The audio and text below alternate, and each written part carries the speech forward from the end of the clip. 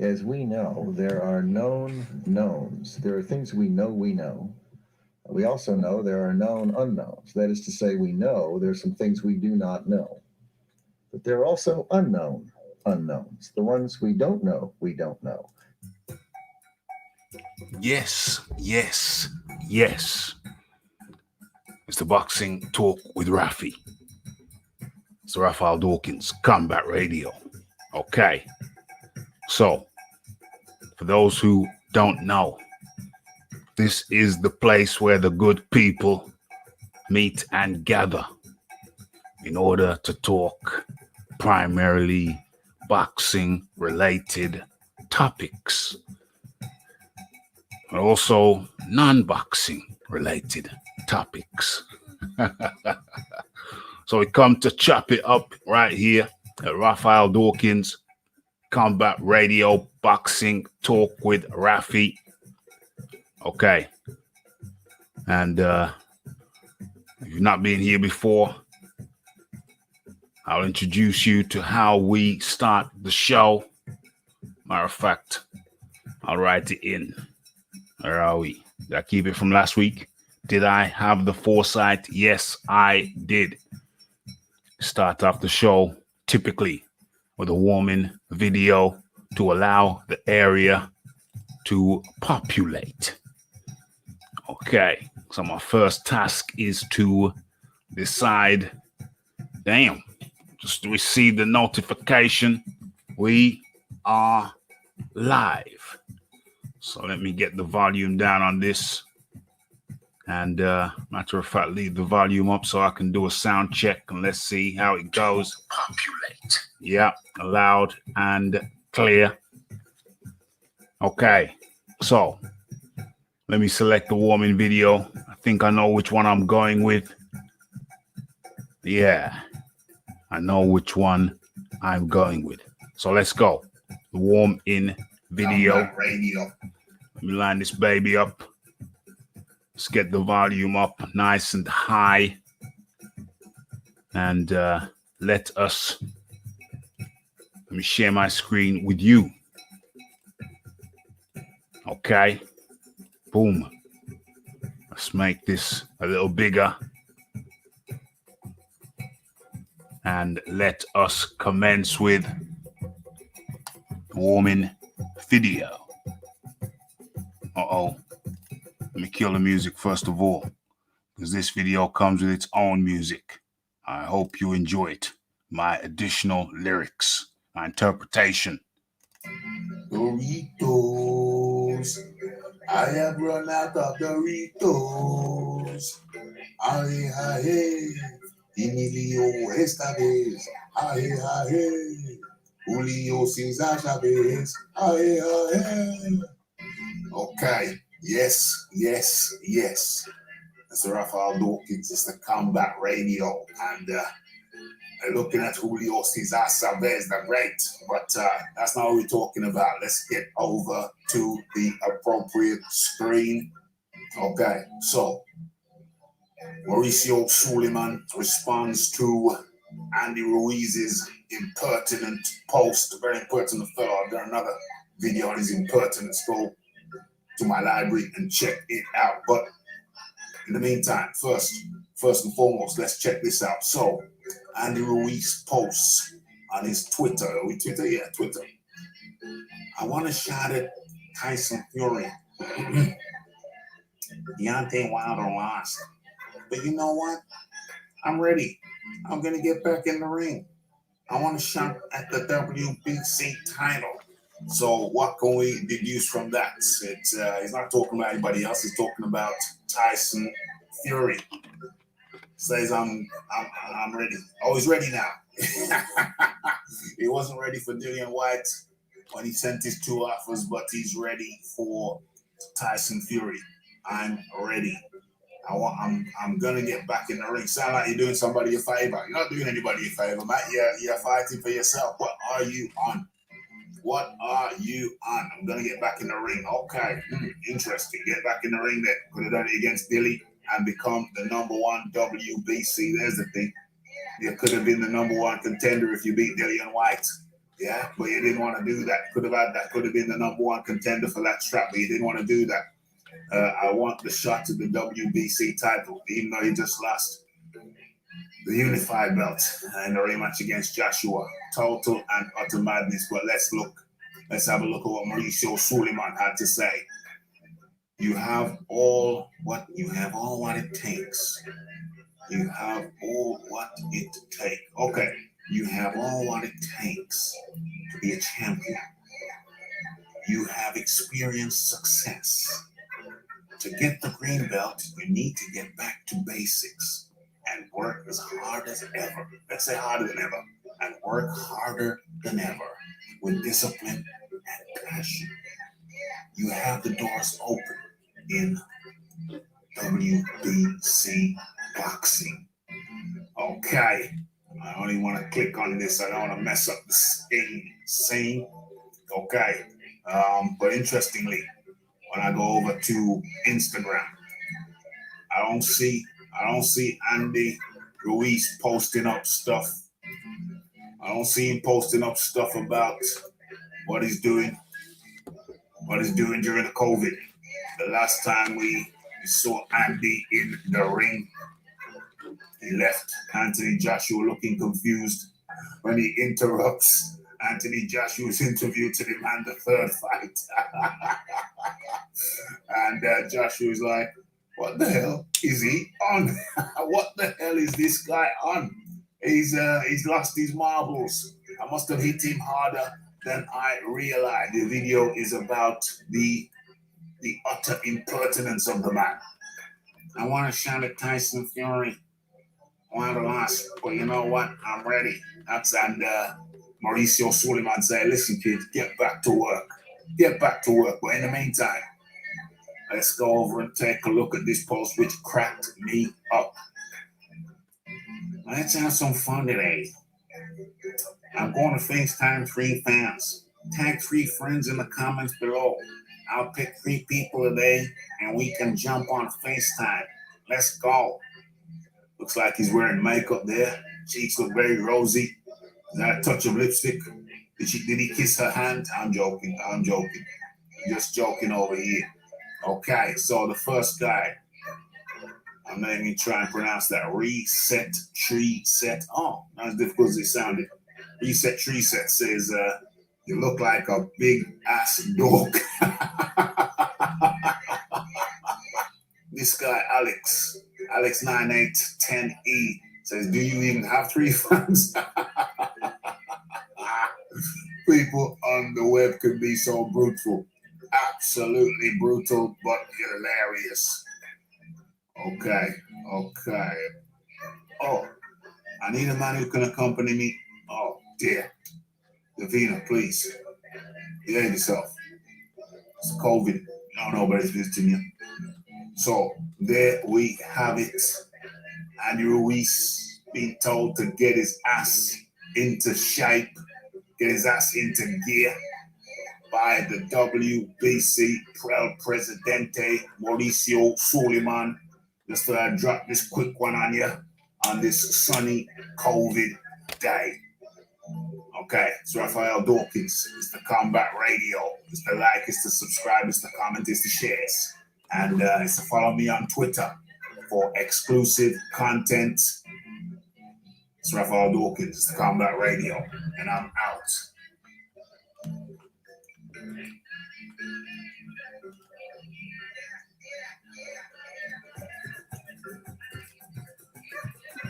Yes.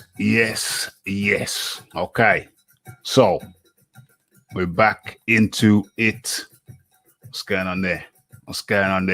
Just give me a couple of seconds. Let me see what's going down.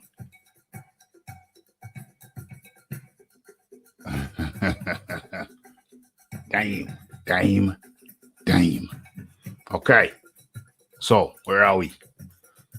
Let me see what's going on.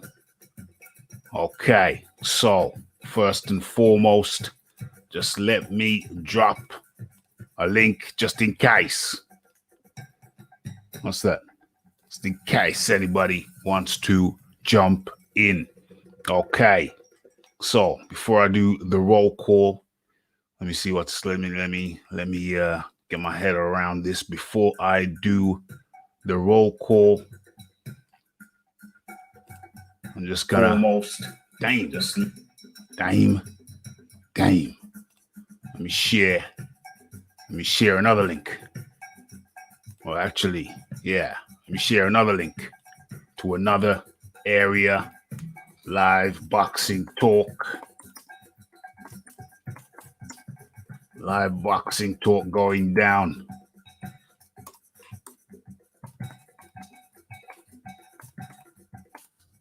Over here too.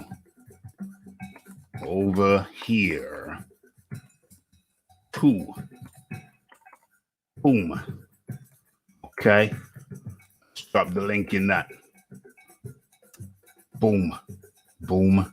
Boom.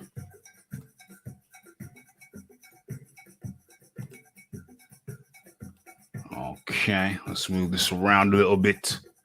Let's bring another screen up. Okay, that's my reminder. So now I've got my reminder on the topics. Okay, so boom, boom, boom. What we got in the building? We have the Red Glove Militant. I say to someone, take me to the place where the good people gather. And the link to the channel was posted. And the poster said, click the link, my child. Utopia awaits you. Yes. That was a Red Glove Militant. Kieran Betts up in the building. Red Glove Militant in the building. Wizard Sleeves. BH. Okay, let's get into the show. Boxing talk with Raphie. Okay, so where do we begin today? Okay, I suppose we started with Ruiz. We might as well continue with Ruiz during this warm-up phase. Where is the fella? He's over there in Instagram land. Bring him up. Let's go and find him.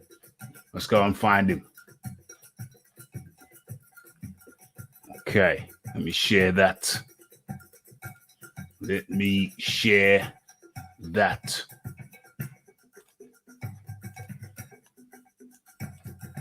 Okay, so Andy Ruiz petitioned.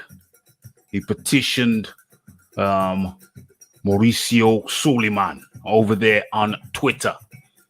He said, yeah. I said, yeah, I'd like to fight. He said, I'd like to fight Tyson Fury. He'd like to fight Tyson Fury. And actually, there is the response right there. That's what he said. I want a shot at Tyson Fury. Deontay Wilder lost. But you know what? I'm ready. I want to get back in the ring. I want a shot at the WBC title. Now, this is very, very strange to me. It's very, very strange because Dillian White gave the man the opportunity to fight him. And if Andy Ruiz won, then he would be numero uno, number one challenger in the WBC. But very strangely, Andy Ruiz declined the offer, declined two offers. $2 million to fight him in the UK and $5 million to fight Dillian White in the US of A. And Andy Ruiz declined. The punts declined. So it's very, very curious to me how he's coming out now after the event saying, yeah, he wants a shot at the WBC belt and the title holder, Tyson Fury. Very, very curious how he would do that when he just declined Basically, he just declined the ideal opportunity to put himself in position. So what that suggests to me is that, is that Andy Ruiz, he don't want to earn it. Andy Ruiz don't want to earn it. Andy Ruiz just wants to get in there. He wants another gift. Same way he got a gift against Joshua. He wants another gift against Tyson Fury. Don't want to earn it. Don't want to go through Dillian White. So that is highly, highly unfortunate. Highly unfortunate. The man has played his hand, and he clearly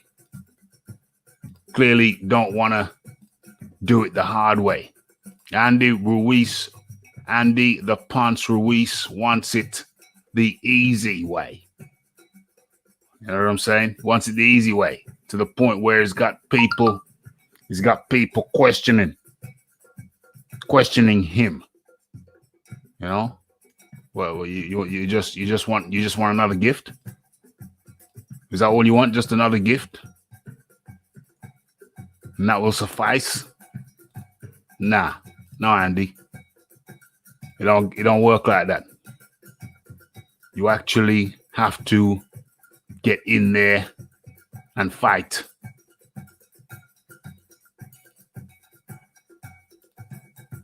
That's the way it goes, Andy. That's the way it goes. And as Mauricio Suleiman responded, you have what it takes to be a champion. You have experience.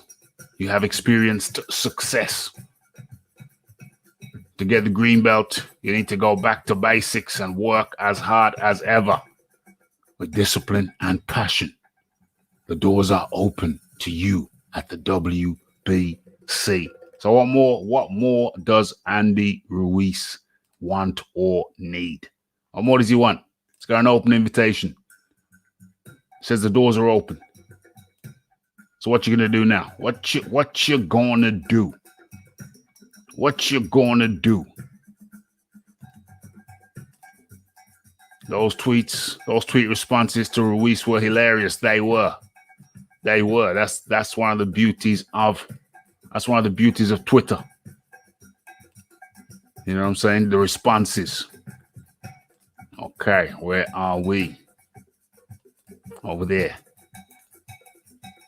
I can't take Andy Ruiz seriously until he's back in training. He's a lazy man who looks to take the easy path. Yes, he does. Always looking for the easy way. He got blessed by Joshua. And fair play. He won that fight and earned the second blessing. I've been blessed twice. Now, I'm afraid to say, Andy Ruiz Jr., you're going to have to knuckle down and actually work. If you want a third title shot, you're actually going to have to work for it this time. As horrible as that may seem, you're actually going to have to work for it. There ain't no shortcuts. There's no way around it this time. You're going to have to do it the hard way, my friend.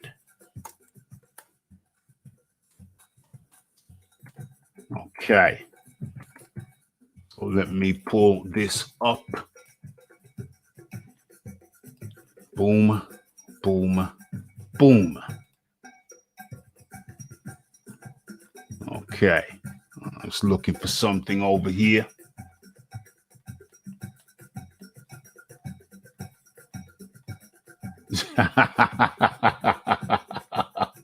This is funny. This is very funny. Okay, let's open this up. Let's open that up. Shut this down. Boom.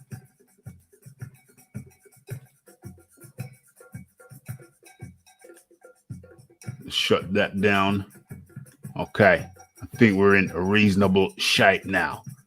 Okay, so. Yes, he wants another blessing. Marla up in the building. Damn, Shizbiz up in the building.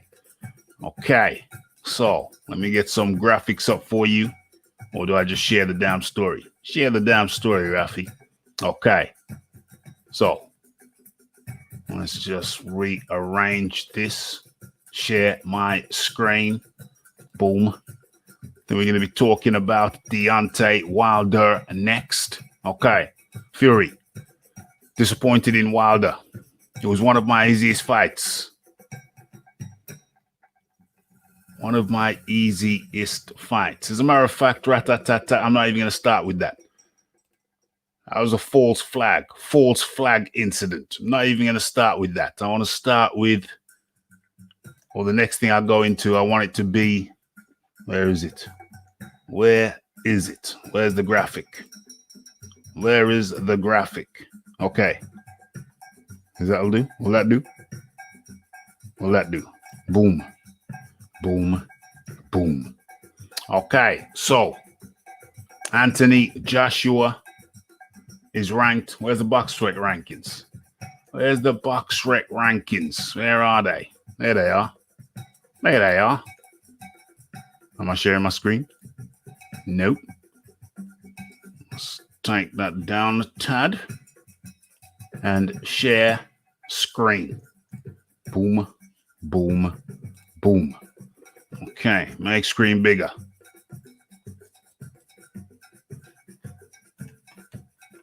Okay, I think that's a fair size. That's a fair size. Should be able to see that. Okay. Okay, so the big controversy over, well, not even the weekend, it was Sunday. There was a proliferation of videos pertaining to the new BoxRec rankings. Okay, so as we see, BoxRec has, let me make this a tad bigger, shall I? Tad bigger, okay. BoxRec has at number 1 in the heavyweight division, Tyson Fury. At number 2, Deontay, the Bronze Bomber Wilder. And 3, Anthony Joshua. 4, Alexander Usyk. And 5, Alexander Povetkin.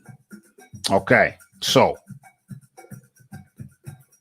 the glaring situation here, besides Alexander Usyk, we know why he's highly rated in the heavyweight division. It's because he was highly rated in the it was lineal in the cruiserweights.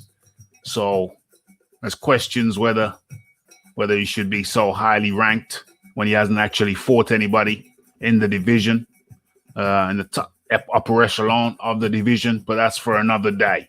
Today we're taking a look at the Deontay Wilder being ranked as being above Anthony Joshua.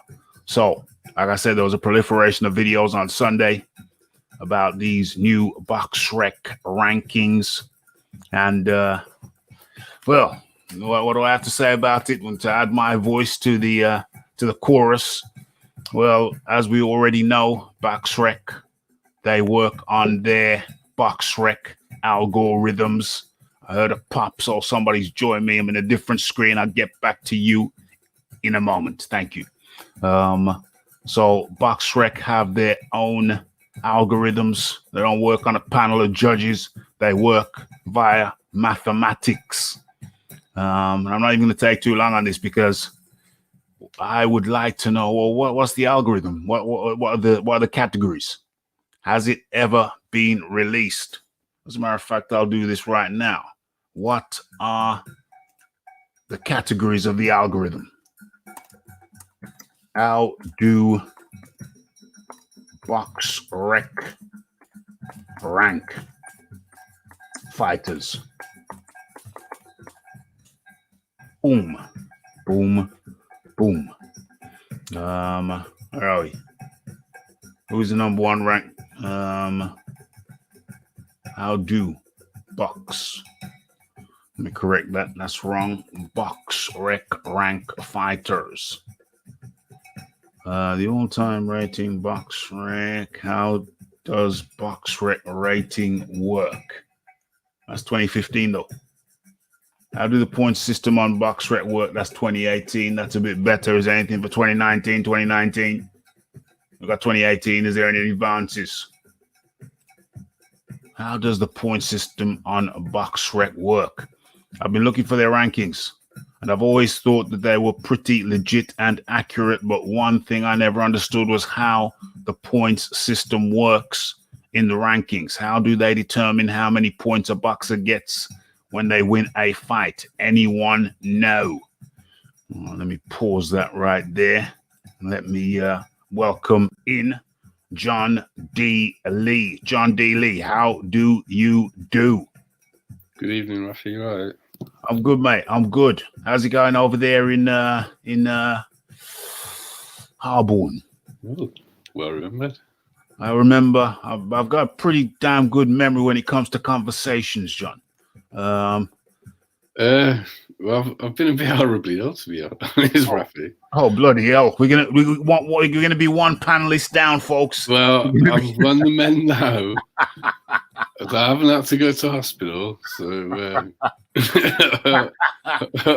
hopefully I've got away with a mild dose of coronavirus and got some immunity. That's what I'm hoping. Yeah, that's yeah. You want to be touched by it, but not offed by it. You know what I'm saying? A little bit might just kind of help you out in the long run. May put some immunity in your system, some resistance in your system. But yeah, not been tested, so I haven't got a clue. Well, I mean, you have to be at death's door in hospital to get a test. Oh, damn! Things are stretched. Things are stretched. Oh no! I've got a friend that works as a nurse on a respiratory ward at Eastlands Hospital. So that's damn. That's where everyone's getting sent. That's ground zero. Yeah. So I've got a pretty good idea of what's going on there. Yeah, well, my one of my cousins is a physiotherapist, and so he's hospital based, and says that they haven't even got enough masks to go around the staff. Well, I mean, I think they have on this. This is a designated COVID-19 ward, so they have. Yeah, but I mean, in the bigger story, generally in the building, what they've tried to do at that hospital, they've tried to clear space between COVID patients and everybody else. Yeah. That makes sense. I mean, the chances are everyone's going to get it. I'm aware of the amount of nurses that are actually off who've got symptoms. Yeah, it's like more than 50% of the workforce. Yeah. It's disturbing. This is some. Yeah. People are getting better as well. Oh, yeah. That's the bit that's not getting really reported. Yeah. There's been quite a few nurses who've had it and have got better. Which is good. Very good. But we don't hear that. We only hear about the ones that die, which I understand why. But people will get it and get better as well. A lot of people will get better. Well, people will get better. Some people will get better. I think this lockdown is going to last for a while, though. This lockdown is going to last for a while to clear this damn thing out. I saw a graphic earlier on. I should have kept it, and it explained why people, social spacing is important and isolation is important, because the more people you come into, the more people are going to get it. It's really, I'm not going to say it's as simple as that, but that is one of the factors involved. You shouldn't be meeting up with people. It's inconvenient, but... Well, the thing is, Raphie, probably most everybody's going to get it. The thing is... Some degree or other. The NHS can't cope if everybody gets it at once. Yes. So the responsible thing to do is to isolate, to slow it down, so that you give the people who are vulnerable the best chance of actually getting the adequate care. Yes. Because in Italy, they've had to make decisions about who has oxygen and who doesn't, who has ventilators and who doesn't, because they haven't had enough. And we don't have enough if everyone gets it at once. For real. AD up in the building. Shiz Biz up in the building. Marla up in the building. Yes. John wants to be blessed, but not cursed. Indeed. We'll all do a little bit of blessing, but we don't want the curse. Nobody needs that. Couldn't believe what I was seeing in the UK. People were treating it like a joke. Yeah, some people are treating it like a joke, and some people are taking it real serious. But you see, we're gonna get back to the box rec and Joshua in a second. But just to touch on this COVID thing. Let's touch on the COVID thing. Let me just correct this screen here. Let me just correct the banner. Let's get out of that. What is that saying? Advocating. Let's get out of that. Good that I kept that to know that it was there. What am I writing in? Joshua, Wilder, Joshua, and Boxrec.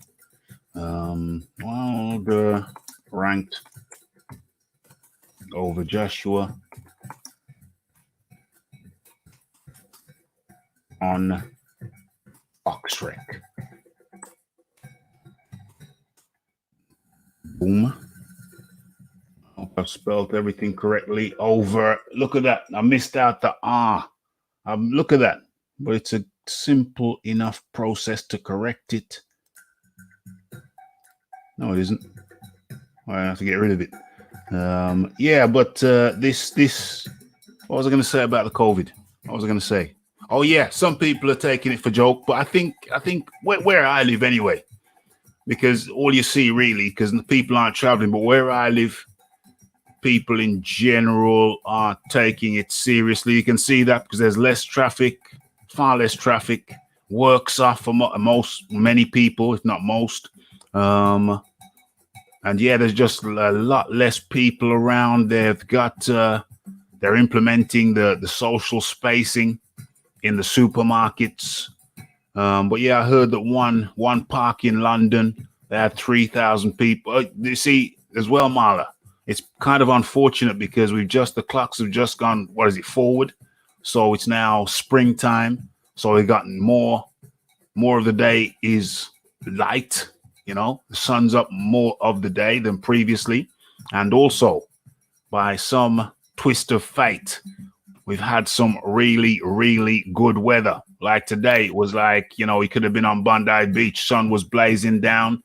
It's short sleeve order, short trousers order. So it's unfortunate that's happened. I think it's hard for people in London because most of them don't have outdoor spaces within the house. In Birmingham, most of us have a garden. And if you don't, a lot of flats still at least have a balcony. They do. Whereas in London, most people live in flats. Yeah. And a lot of them don't have balconies. And, and I've got a lot of friends and family that live there. I go there all the time. So they like to get out. Yeah, understandably under those circumstances. So London, it's kind of tricky down there. They don't have gardens, a lot of them, a lot of people.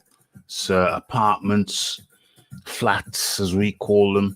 But yeah, there's 3,000 people in a park. Obviously, well, that was because of the sun. Not good, because they got no space. They got no gardens. A lot of these people, those 3,000. Otherwise, they would have been in their own garden. So it's kind of very unfortunate that the weather's got good. If the weather was bad, it would have been easy. People would have been cuddled up in front of their coal fires. That's a joke. But yeah, so that has been tricky. But in the main, I think that, well, where I live anyway, can only speak about your locality. People are taking it very seriously. I mean, Boxrec ranks Wilder over Joshua. People are taking it seriously. I've got my ski mask. Were people clapping for the NHS stuff by you the other day, Raphie?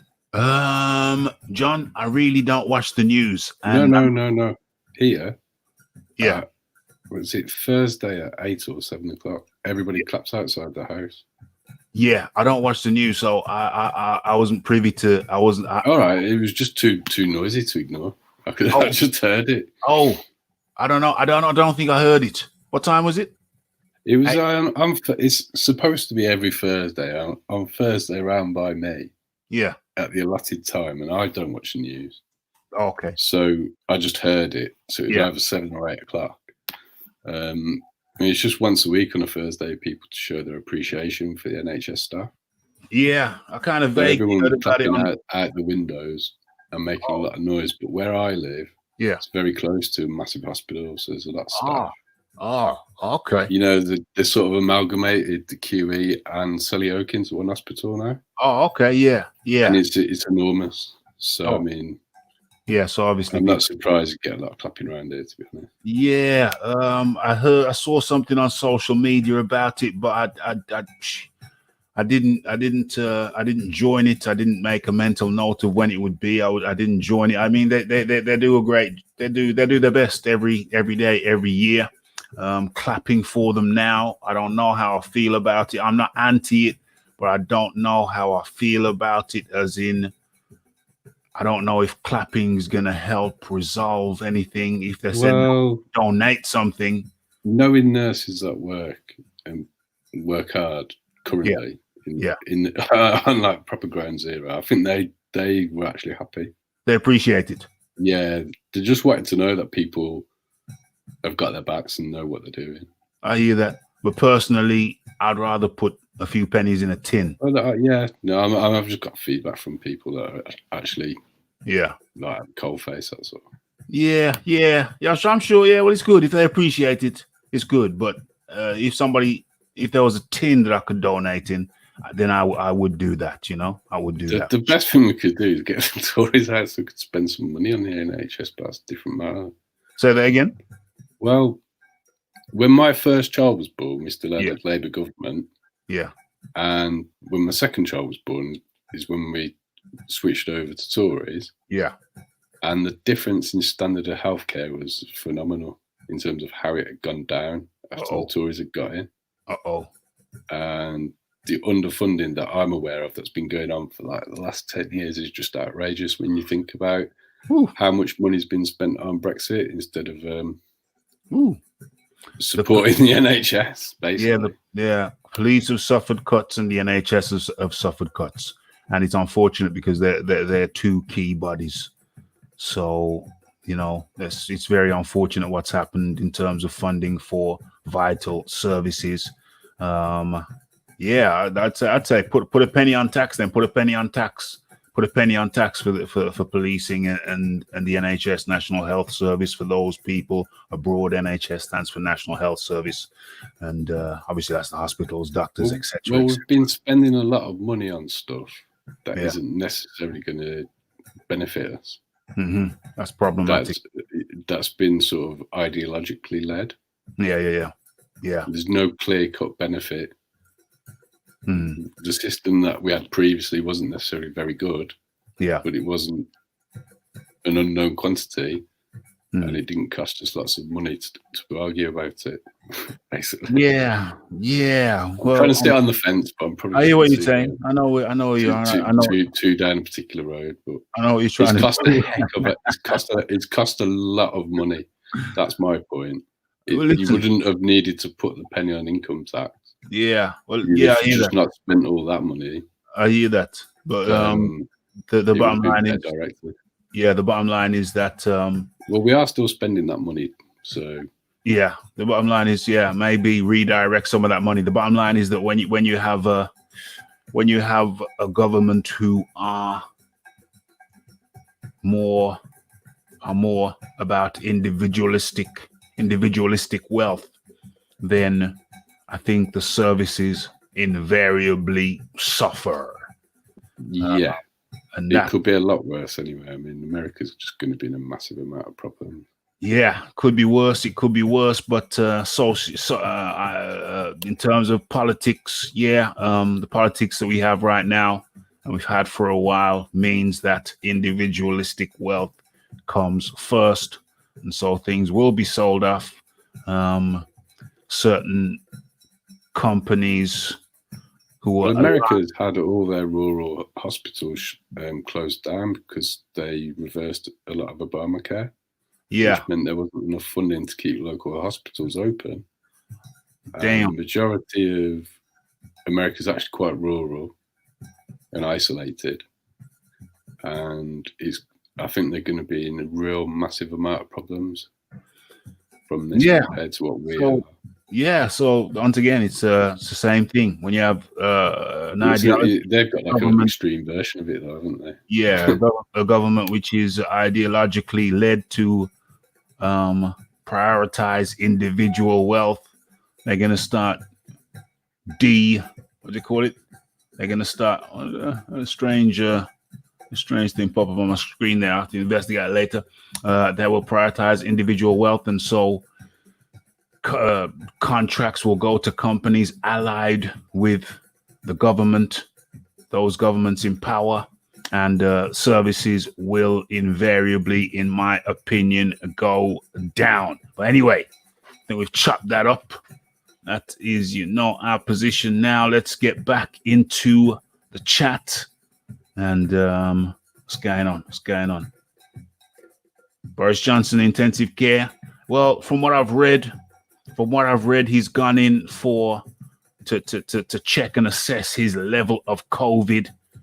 Unless anything's changed. No, I've checked all that stuff out. He's just been advised to go in. Yeah, he's getting a higher level of treatment than the public is, basically. Yeah, that's my understanding. Is just basically a checkup. He's got a degree of it. I just want to check him up, check him out, see what his level is, and basically give him the best possible care. Yes. Big Boys Boxing up in the building. Link is in the chat for anybody who wants it. Where we at? The way things are going in Europe and the US, we won't get any boxing this year. It could be the new plague. Yep, you live in a highly populated area, you're going to be worse off for real. She's says BoxRec has been hacked by the LDBC. So let's go back over. That takes us quite nicely, doesn't it? Let's go back over. Let's share the screen, and let's try and get to the bottom of this thing. I don't want to spend too much time on this thing because it's been chopped. It's been talked about a lot, but I felt it was only right that we should have our own investigation over here at Raphael Dawkins Combat Radio, namely Boxing Talk with Raphie. It's where the good people congregate to talk boxing related and non-boxing related matters, as has been amply demonstrated. Okay, so I've been looking for their rankings, and I've always thought they were pretty legit and accurate. But one thing I never understood is how their point system works in the rankings. Yes, that's what we're trying to find out. What's going on? How do they determine how many points a boxer gets when they win a fight? Anyone know? The guy who adjusts the scores scratches his buttocks for a minute and then decides how many points the bout was worth. I'm not sure that is the exact science they use. I'm dubious about that answer. Let's press on. As I understand, it's a computer system with human adjustments for major matches. These adjustments are done in theory to reflect the performance. You don't know nothing there. You don't know either. Don't know, but BoxRec rankings are the most irrelevant. Fascinating. So basically, I did listen to a very effective breakdown. Okay. Of the BoxRec rankings. Could you? Pardon? Could you share? Yeah, I mean, I'm not going to say the name because it's on somebody else's thing. But they went through how many world champions Anthony Joshua had fought compared to Deontay Wilder. Yeah. They went through how many top 10 fighters Anthony Joshua had fought compared to Deontay Wilder. We've done that over here multiple times. No, but he did it in terms of how can they be amassing these points. Yeah. That was the point. Yeah. So he methodically went through his performance just as a champion, because anything before that didn't involve Anthony Joshua fighting a top 10 ranked fighter or a champion. He went through the fact that they've both got a loss, but Anthony Joshua's coming off a win. Mm-hmm. And on every single metric you could think of, Joshua was ahead of Deontay Wilder. Yeah. So because they don't publish how it works. No, they don't. I'm very dubious that this isn't a bit dodgy, to be honest. Yeah, it don't make sense. It don't make sense. If you're going to give people points, you would base it on beating world champions. After that, the next best thing to do is beat top 10 fighters. Top 10 ranked, yeah. And then after that, are you coming off a loss or a win? Yeah. So Joshua's coming off a win against a world champion. Mm-hmm. Deontay Wilder is coming off a loss of a world champion. And if you track it back, he wasn't even a world champion when as soon as he lost, he became the guy he beat. All right. Yeah, Tyson Fury. No. Well, we won't get into linear. Yeah, no, yeah. But what I'm saying is he's coming off a loss of a top 10 fighter. Yeah. Whereas Anthony Joshua is coming off a win off a world champion. Yes. So if you track it back to the previous before that, Joshua's also beaten more world champions and more top 10 fighters. So you'd have to make adjustments to say that Deontay Wilder performed so well losing to Tyson Fury that it outshines what Joshua's just done against Andy Ruiz. It don't make sense. No, the numbers don't add up. The numbers don't add up. Because it's not published, then to me, it can't be trusted. It can't be trusted. That any which way you cut it, and we've cut it up and sliced it up and chopped it up over here multiple times. We've done all of those maths. We've looked at the top 10 wins of each fighter. We've looked at the resume of each fighter. We've looked at the stages where Anthony Joshua was fighting, who Deontay Wilder was fighting when Anthony Joshua was on his 16th fight, 15th fight when he won the championship. And we looked at who Deontay, maybe I need to re-up that. Maybe I need to re-up that once a month. Yeah, maybe people need a reminder. Some people need a reminder. Maybe BoxRec people need a reminder. But Deontay Wilder's resume in comparison to Anthony Joshua is entirely poor. And I cannot. The other damning statistic is if you look at the actual top 10, because Joshua holds more victories over people in that top 10 of BoxRecs than Deontay Wilder does. Yeah. Deontay Wilder holds victory over Luis Ortiz, who's ranked 10th. And Joshua holds victories over Andrew Ruiz, over Dillian White, Povetkin. Dillian White, Povetkin. And Andy Ruiz. Where's Andy Ruiz? Andy Ruiz, yeah, he's there. Yeah, Andy Ruiz there at 6. So where are we? Anthony Joshua here at 3. Well, they've dropped him to 3. He's beat Alexander. So it's only people below. Yeah, he's beat Alexander Povetkin, who's in the 5th, currently ranked 5th. He's beat on Andy Ruiz, who's currently ranked 6th. He's beat Dillian White, who's currently ranked 7th.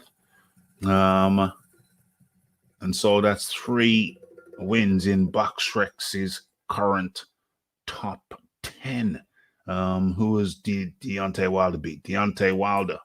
It's only Luis Ortiz who's number 10. Has beat only one man in the top 10, Luis Ortiz. Tyson Fury, who's he beat? He's beat Deontay Wilder. Well, Tyson Fury's pretty much living off his performances against Deontay Wilder, having a win and a draw. He's beat Deontay Wilder once, and he beat Derek Chisora back in the day. Oh, okay. When I don't think Derek Chisora was in the top 10 back then. That's a historical victory. And if we go into time, yeah, well, when Joshua, for fairness, when Joshua beat Dillian White, he wasn't in the top 10 either. That's true. That is true. For fairness, that is true. However, the breakdown that I listened to didn't really go through the current top 10 of BoxRec. It was the one thing he ignored. He went through fighters that were ranked at top 10 at the time of fighting. Yeah. So Joshua's got more there. He's also got more world champions, and he's coming off a win against a world champion. And Deontay Wilder's coming off a loss. Yes. So it seems utterly bizarre and crazy. It don't really seem to make any logical sense. Perhaps the time has come where BoxRec, that's his win, November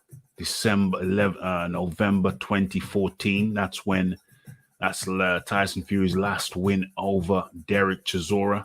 Where we now 2020. So that's what 6 years ago.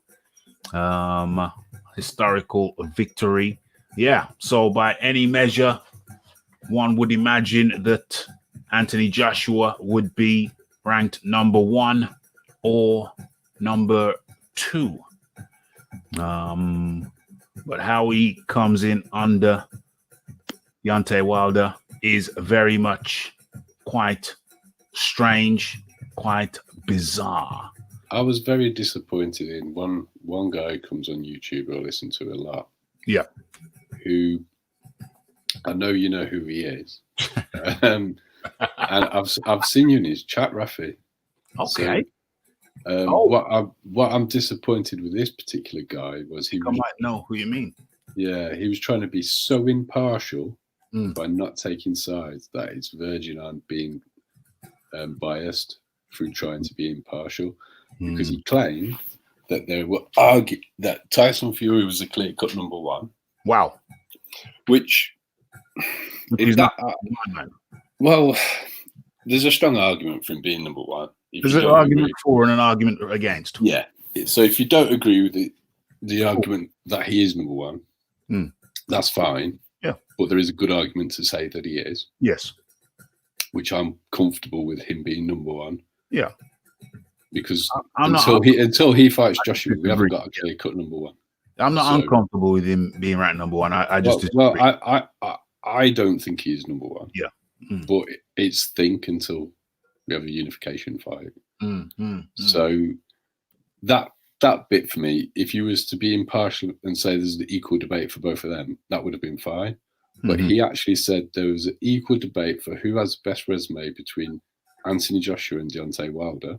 And that he didn't really seem to be reporting like there was anything wrong that Deontay Wilder was ranked ahead of Anthony Joshua. That's strange. And he kind of ignored the fact that Deontay Wilder's coming off a loss. So when Deontay Wilder went ahead of Anthony Joshua, after he lost to Andy Ruiz, I didn't have any complaints about that because he was coming off a loss. Yeah. You know, I mean, if you're coming off a loss, you expect to go down in the rankings. Of course. Now, I could see how people had Deontay Wilder as number 1 after Joshua lost to Ruiz. Yeah. So I could see the argument that if you're number 1, you drop less. But most people had Joshua as number 1 in a ranking system, even if they didn't think he was the best, prior to the Ruiz loss. Yeah. He dropped to 4, which seemed a reasonable drop. Yeah. So why is it Deontay Wilder's only dropping to 2 after having had a loss and a draw on his record? Yeah. So he tried to explain it away by a sheer number of fights that Deontay Wilder had. That doesn't work. You got to come up. Well, I just felt that 10 wins, top 10 wins. If you actually can now, you trying to make yourself out that you don't have a dog in the fight, and say that and say that not even comment that it's really, that you don't agree with it. Just even on the premise that he's coming off a loss, and then says the argument that they've both got equally good resumes. I don't really see how that holds any water. I think it's a bit of a stretch to say that Fury's got a better resume than Joshua, but I've heard the argument made. Yeah. And I wouldn't get emotional about disagreeing with that person because you could argue that Fury's got more significant wins than Joshua. He's ended 2 reigns where people haven't been able to do it, and he's done it on the road. Yeah, so that's the argument saying he's got a better resume. Well, my argument about who's got the better resume is, to me, I think you take your pick. It's like for me, I say, well, I'm looking at top 10 wins. I'm looking at top 10 wins. Yeah, I mean, to be honest, that's Joshua. But the other argument is, well, like you said, it's quality over quantity, isn't it? Really? Yeah, Fury has beat more notable opponents, i.e., in Klitschko and Deontay Wilder. But my argument with that argument is that we don't yet know how good Deontay Wilder is.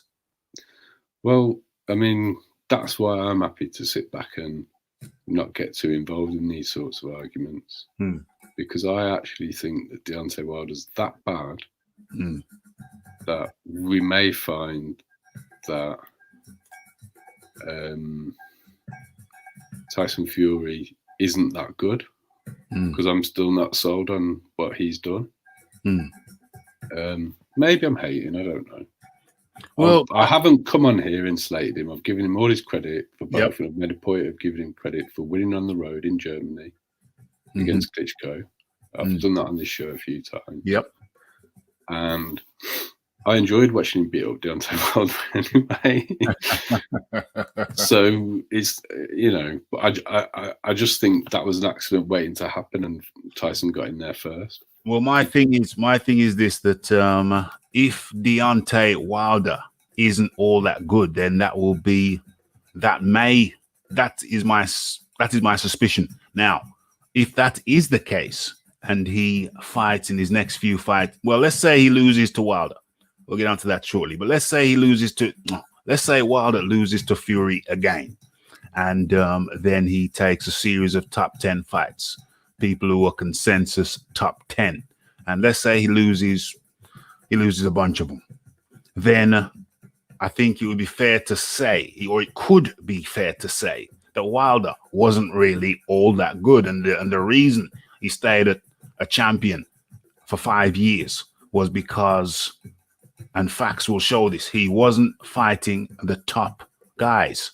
And then when he did fight the top guys after Fury, and if he loses a bunch of them, and if it can be said from a point of view of consensus, if the consensus view is, well, look, he wasn't all that good, then that draws into question the Fury beating the better opposition. Well, the thing is, Raphie, if we go that far down the road, I think Joshua and Fury will have a fight. So it won't necessarily really matter. It might not matter. It might not matter. Let's say it does matter. Let's say Fury beats Joshua. And then the thing is, at the same time, it's then established that Wilder wasn't all that good. Then Fury still comes off. Fury still wins because he's beat Joshua. There's competition between two of them. He's beat Joshua. But if he loses to Joshua, Fury this is, and it turns out, as I suspect it may, that Wilder wasn't all that good, then the landscape changes dramatically. And also, the other thing that we have to bear in mind, the other factor is that Joshua and Fury, for all the talk, may not actually fight. Well, if they don't fight, I mean, that's a separate issue. Now, I think Bob Arum wants the money from that fight. I don't think Bob Arum's there to protect Tyson Fury from anything. Bob Bob Arum's consistently done business with Eddie Hearn, even when he hasn't wanted to. He didn't really want the Luke Campbell fight, did he? And he certainly didn't want. What's the guy from Manchester who had his go at Loma? At who? Hasn't Eddie Hearn made Lomachenko fight 2 mandatory defences against matchroom fighters in the UK by winning perfect? You're talking about Luke Campbell? No, Luke Campbell was the last one. Didn't $1 Million Crawler fight Lomachenko as well? Anthony Crawler. Yeah. No, I don't think Bob Arum was very happy about. To be honest, I'm suspicious that's why the franchise belt got given to him, because Haney was the mandatory, and he didn't want to have another purse bid that he wasn't going to win against Eddie Hearn. So because whilst Lomachenko's got upset about becoming the or verbalised that he's not happy with being the franchise, it was Bob Arum that petitioned Mauricio to make him the franchise champion. Yeah. And I think it was to just dodge that mandatory, personally. But we're miles away from it. I think that the undisputed fight will happen. I think there's too much money in it for Arum, and he knows he hasn't got enough time left in the game.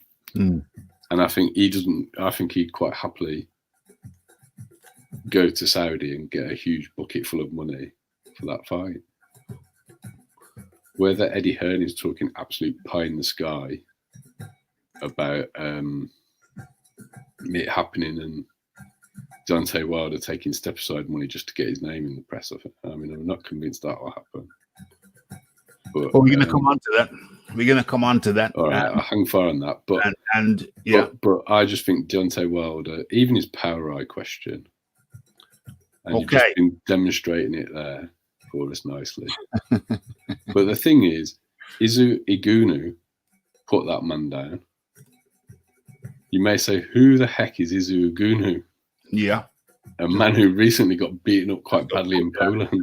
Just got put down himself. Yeah. So bringing this thing around, bringing this thing to an end. BoxRec ranks Wilder over Joshua.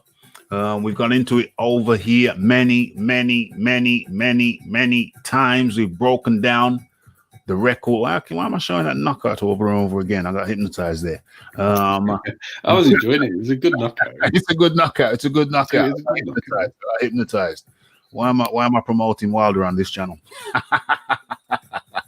I'm joking. We promote all fighters. Oh, yeah, that was a horrible one of Dillian you put up. Many. Yeah, I've got to balance that out. I've got to get some Dillian White knockouts because this looks bad. That's a horrible shot of Dillian. Just sliding off the ropes there.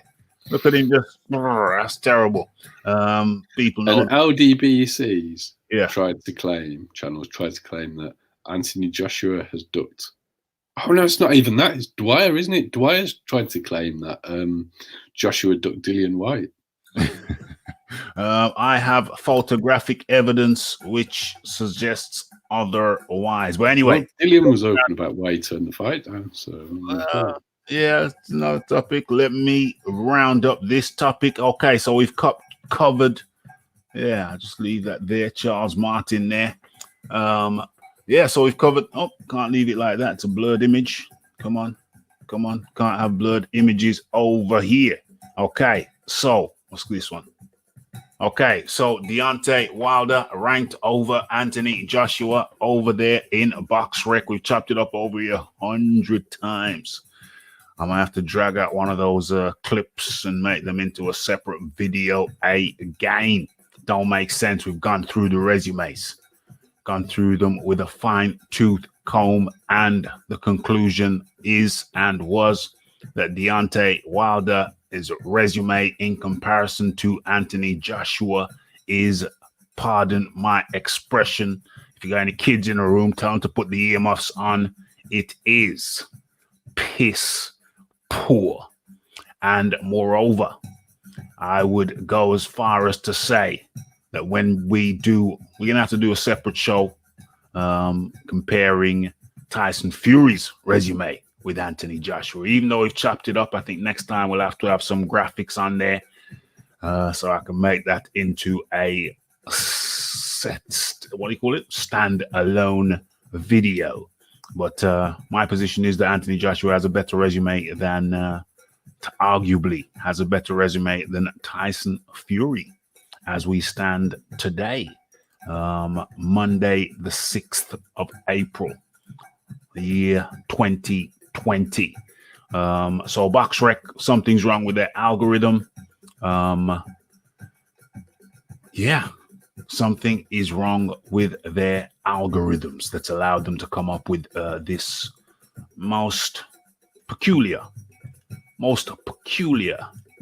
BoxRec ranking. And we're going to finish this piece by just having that BoxRec ranking up there again with the two affected fighters there, Deontay Wilder in second place and Anthony Joshua in third, even though Deontay Wilder is just coming off a TKO to a Tyson Fury who wasn't champion then. So it's not like he lost to a champion. He lost to a top 10 guy. So there you have it. Okay, closing that screen. Let's go over to the chat. See what they got to say. Tanara. There's some emotional comments coming on from. Okay, well, that's good. Tanara Robinson, Mississippi, LDBC member, flag waver. Good to see you, Tanaris. Haven't really seen you much since Tyson Fury took your boy to school on the yellow bus. No, he didn't just take him to school. He dismantled him. He took him to school and then kicked him off. Didn't even threw him off the bus while he was driving. He didn't even stop at the stop. He just opened the doors and booted him out. So I haven't really seen Tanaris since then. Tanaris, it's good to have you back. You know, you've been away too long, my friend. You know, we value. Tanaris, keep the faith. He'll win the rematch. Keep the faith. Keep the faith. Deontay Wilder is not going to make the same mistake twice. Next time around, Deontay Wilder is not going to have any weight issues.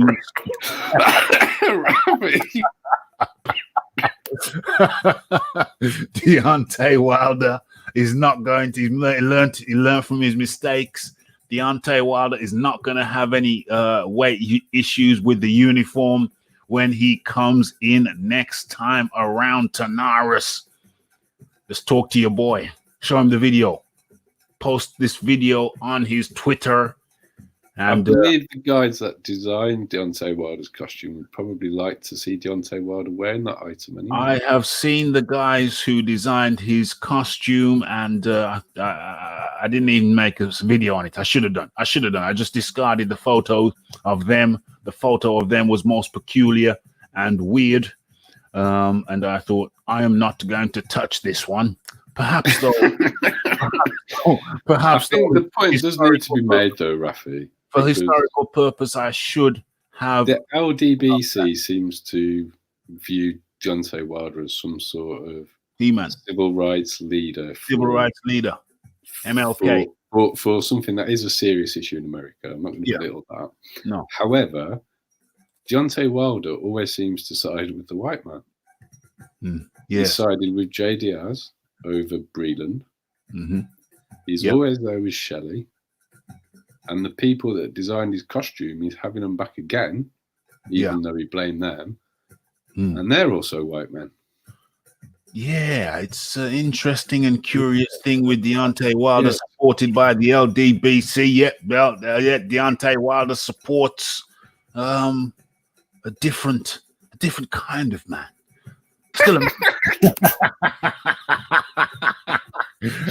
well, like I said, I can imagine that those gentlemen would enjoy watching Deontay Wilder do his ring walk in that costume. Tanaris Robinson says, I'm here to stand by my champion.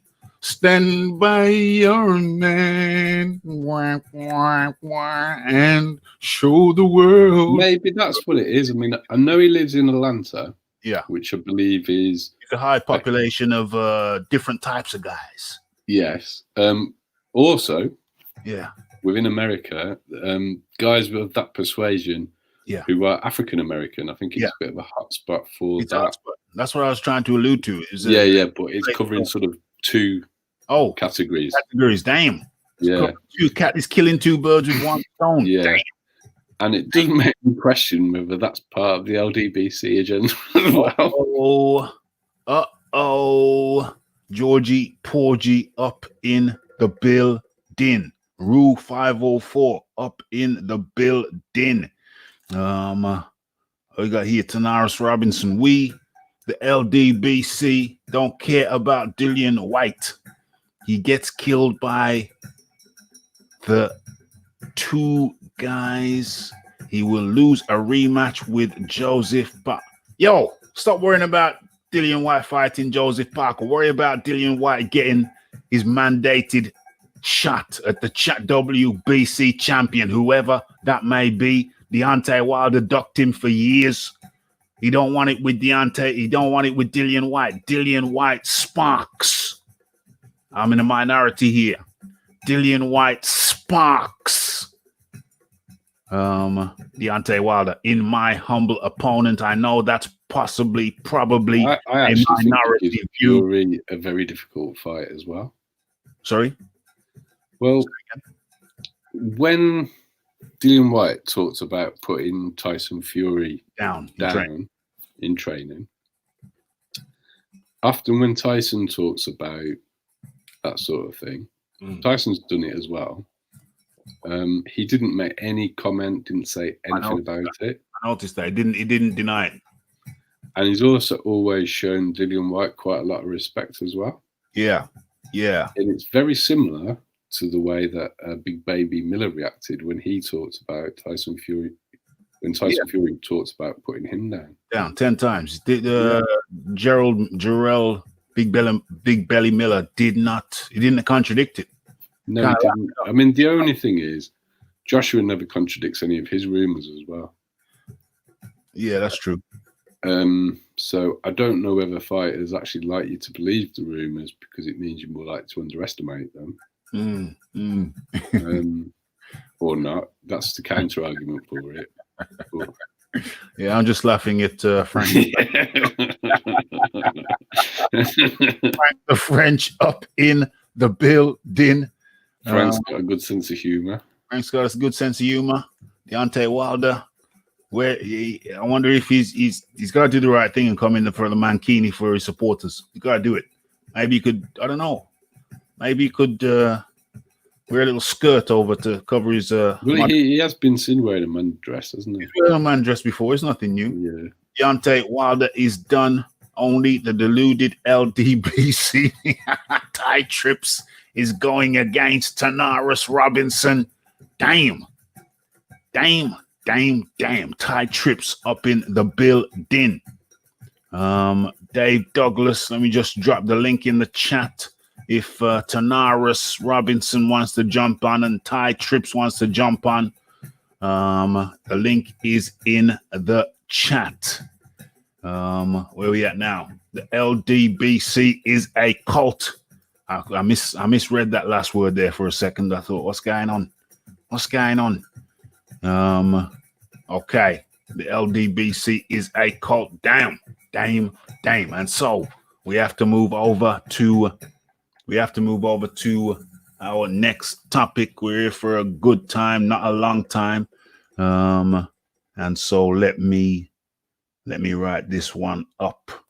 We all do this. This is live, folks. This is live. The only thing that is premeditated is the title. But this is live. As a matter of fact, let me just make sure I'm sure where I need to be sure about. So we haven't really covered that though. What have you covered? We covered Boss Rex, and that's not even in the title of the piece. So which one am I going to cover now? Can Fury? Okay, let's talk about that then. No. We'll finish to do that last. Let's go. Is Deontay Wilder suffering from PTSD, whatever. TDs, SD, TT, SDT, SD, SDP, SD. SDP. I don't think the listeners will know what that means, Raph. I'm not sure I know what that means. OMG. So let me share myself. Actually. Okay, so where are we going now? We're going over to is Deontay. No. We're going with can Fury secure Wilder step aside. Is Deontay Wilder suffering from PTSD, post-traumatic stress disorder? I think we're going to go with that. It's a toss-up. They're both tying to each other. Is Wilder suffering from post-traumatic stress disorder? Okay, and that's where we're going. So let me stop sharing that and let me head right on over to... Let's see if we can get some evidence from this. We're going to go over to Deontay Wilder's social media. Deontay Wilder. And let's go social media. Let's go Instagram. Let's try and get some supportive evidence for the yay or the nay factions. OMG.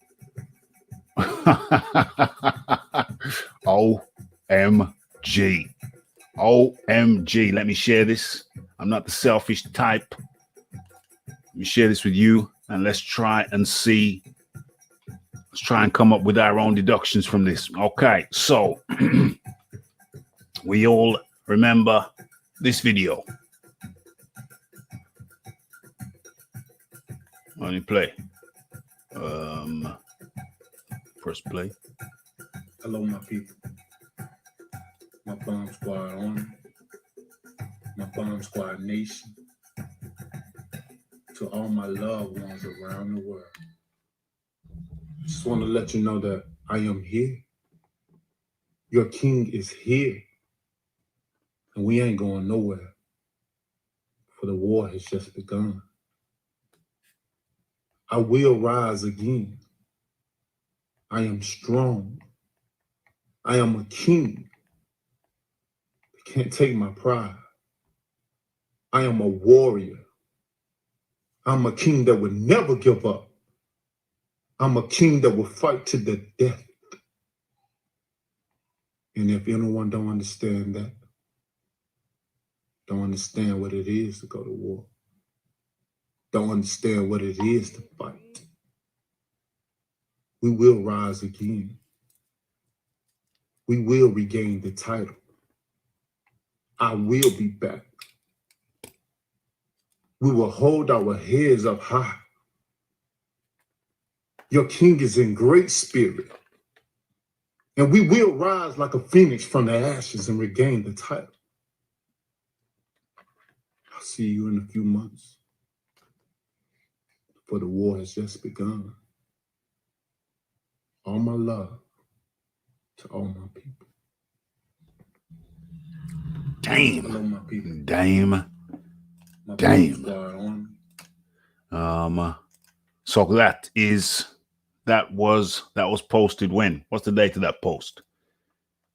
The date of that post is, what was that? It was 5 weeks ago. 5 weeks ago. That's not a date, but 5 weeks ago. Okay.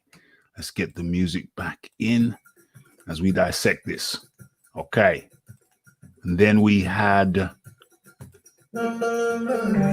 okay, copyright issues.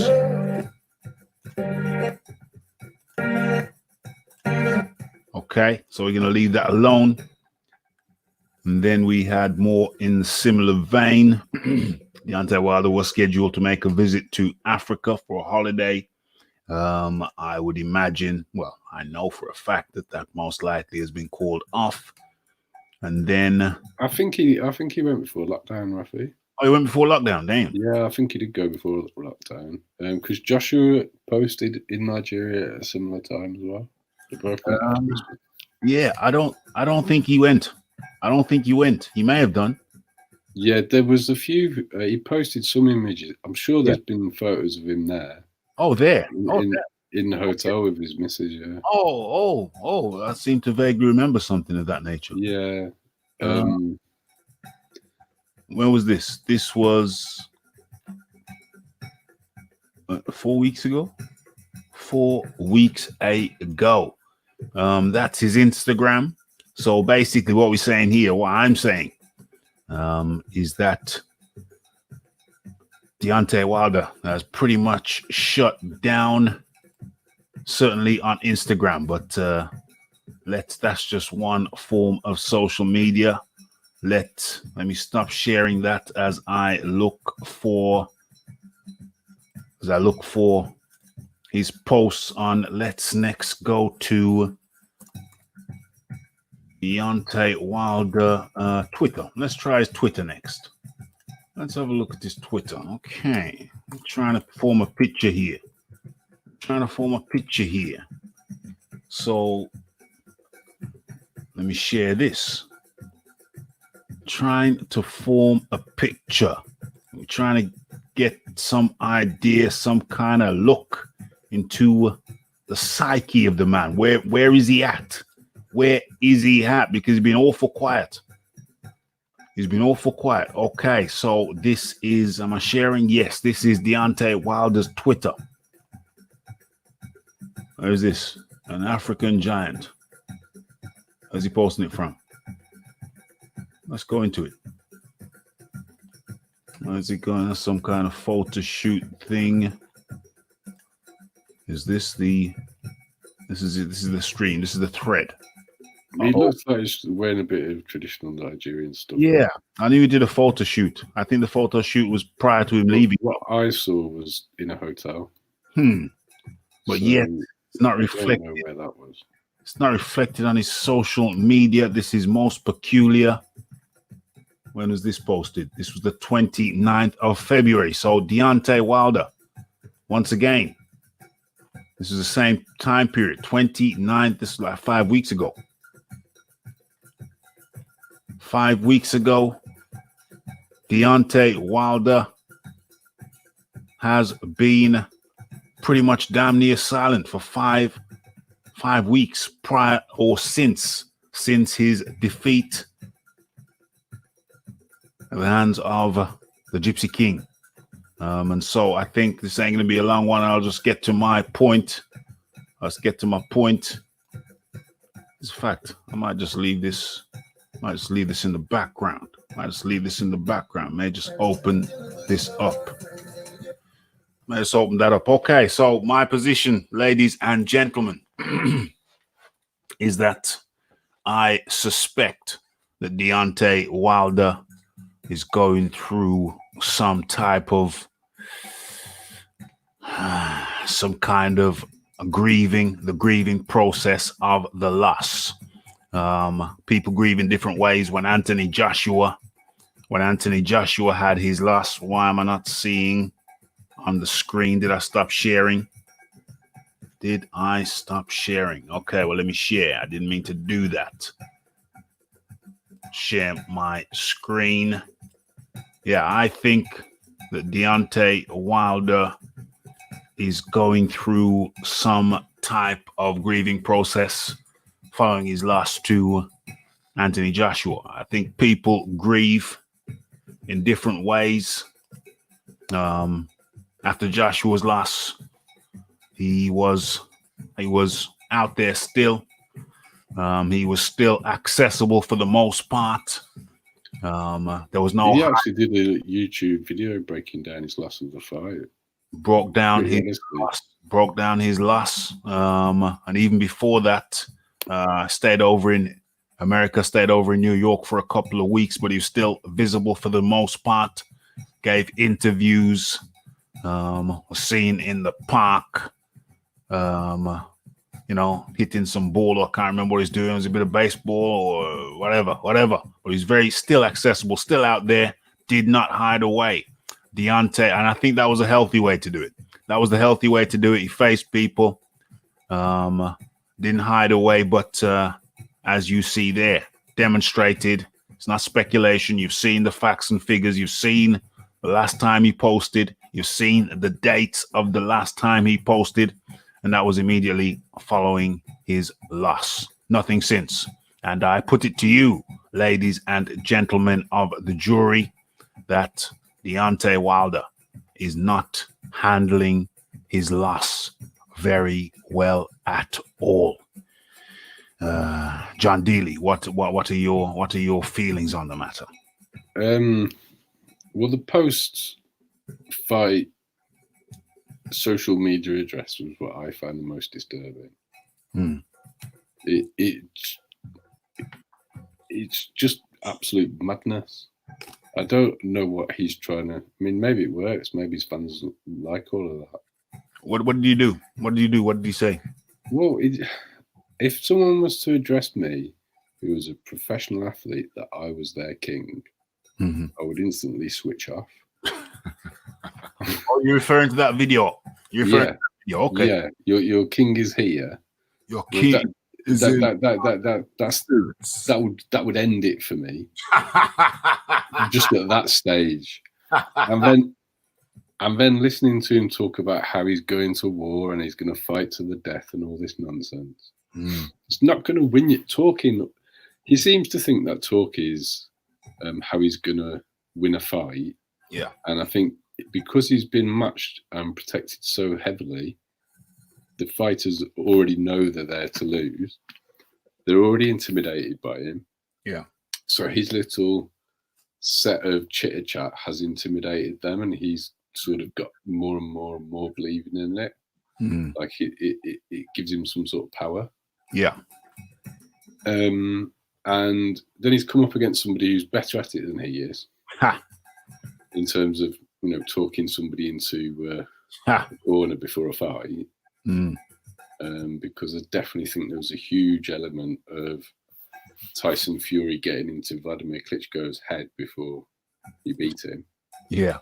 I would argue that it was 60% plus of the reason why he won. Damn. But, that's just my opinion. But he's certainly... Mom squad. But he's certainly managed to intimidate all of his people before. Yeah. So I think he thinks all of this inspiring talk actually helps him.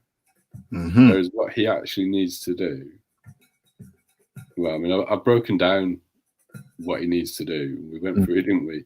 Get a jab. Yeah. Get some sort of defense.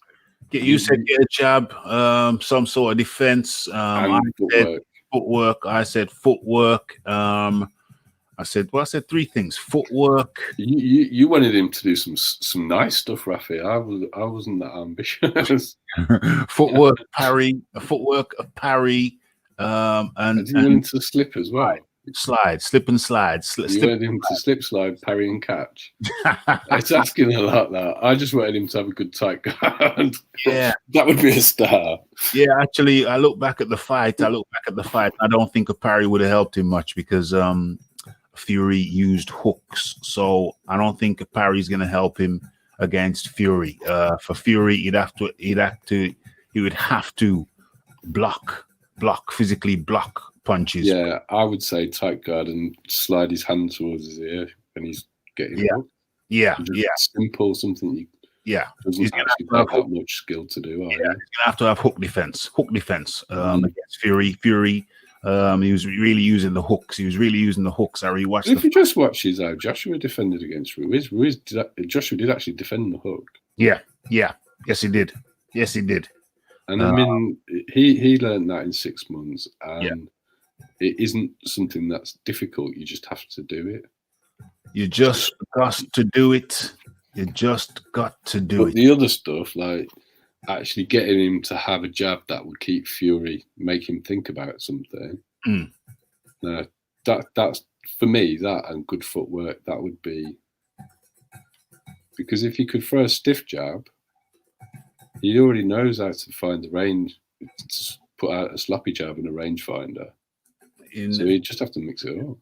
Yeah. So do you think that Tyson, Deontay Wilder, do you think he's going through some kind of I think he's always been off his head. That's the problem. He's been so gassed up by the yes men around him in the first place. Yeah. He thought he was invincible. So now he's found the uncomfortable truth is that he wasn't just, beatable. Mm. He was beaten by someone they handpicked to not be able to hurt him. Yeah. Yeah. So they could at least job him on the cards. Pillow fist. He was TKO'd by. If you watch Fury's technique in those punches, I know he's a massive guy, but he's not technically hitting Wilder to cause maximum impact. No, he isn't. So I do question how hard they actually were.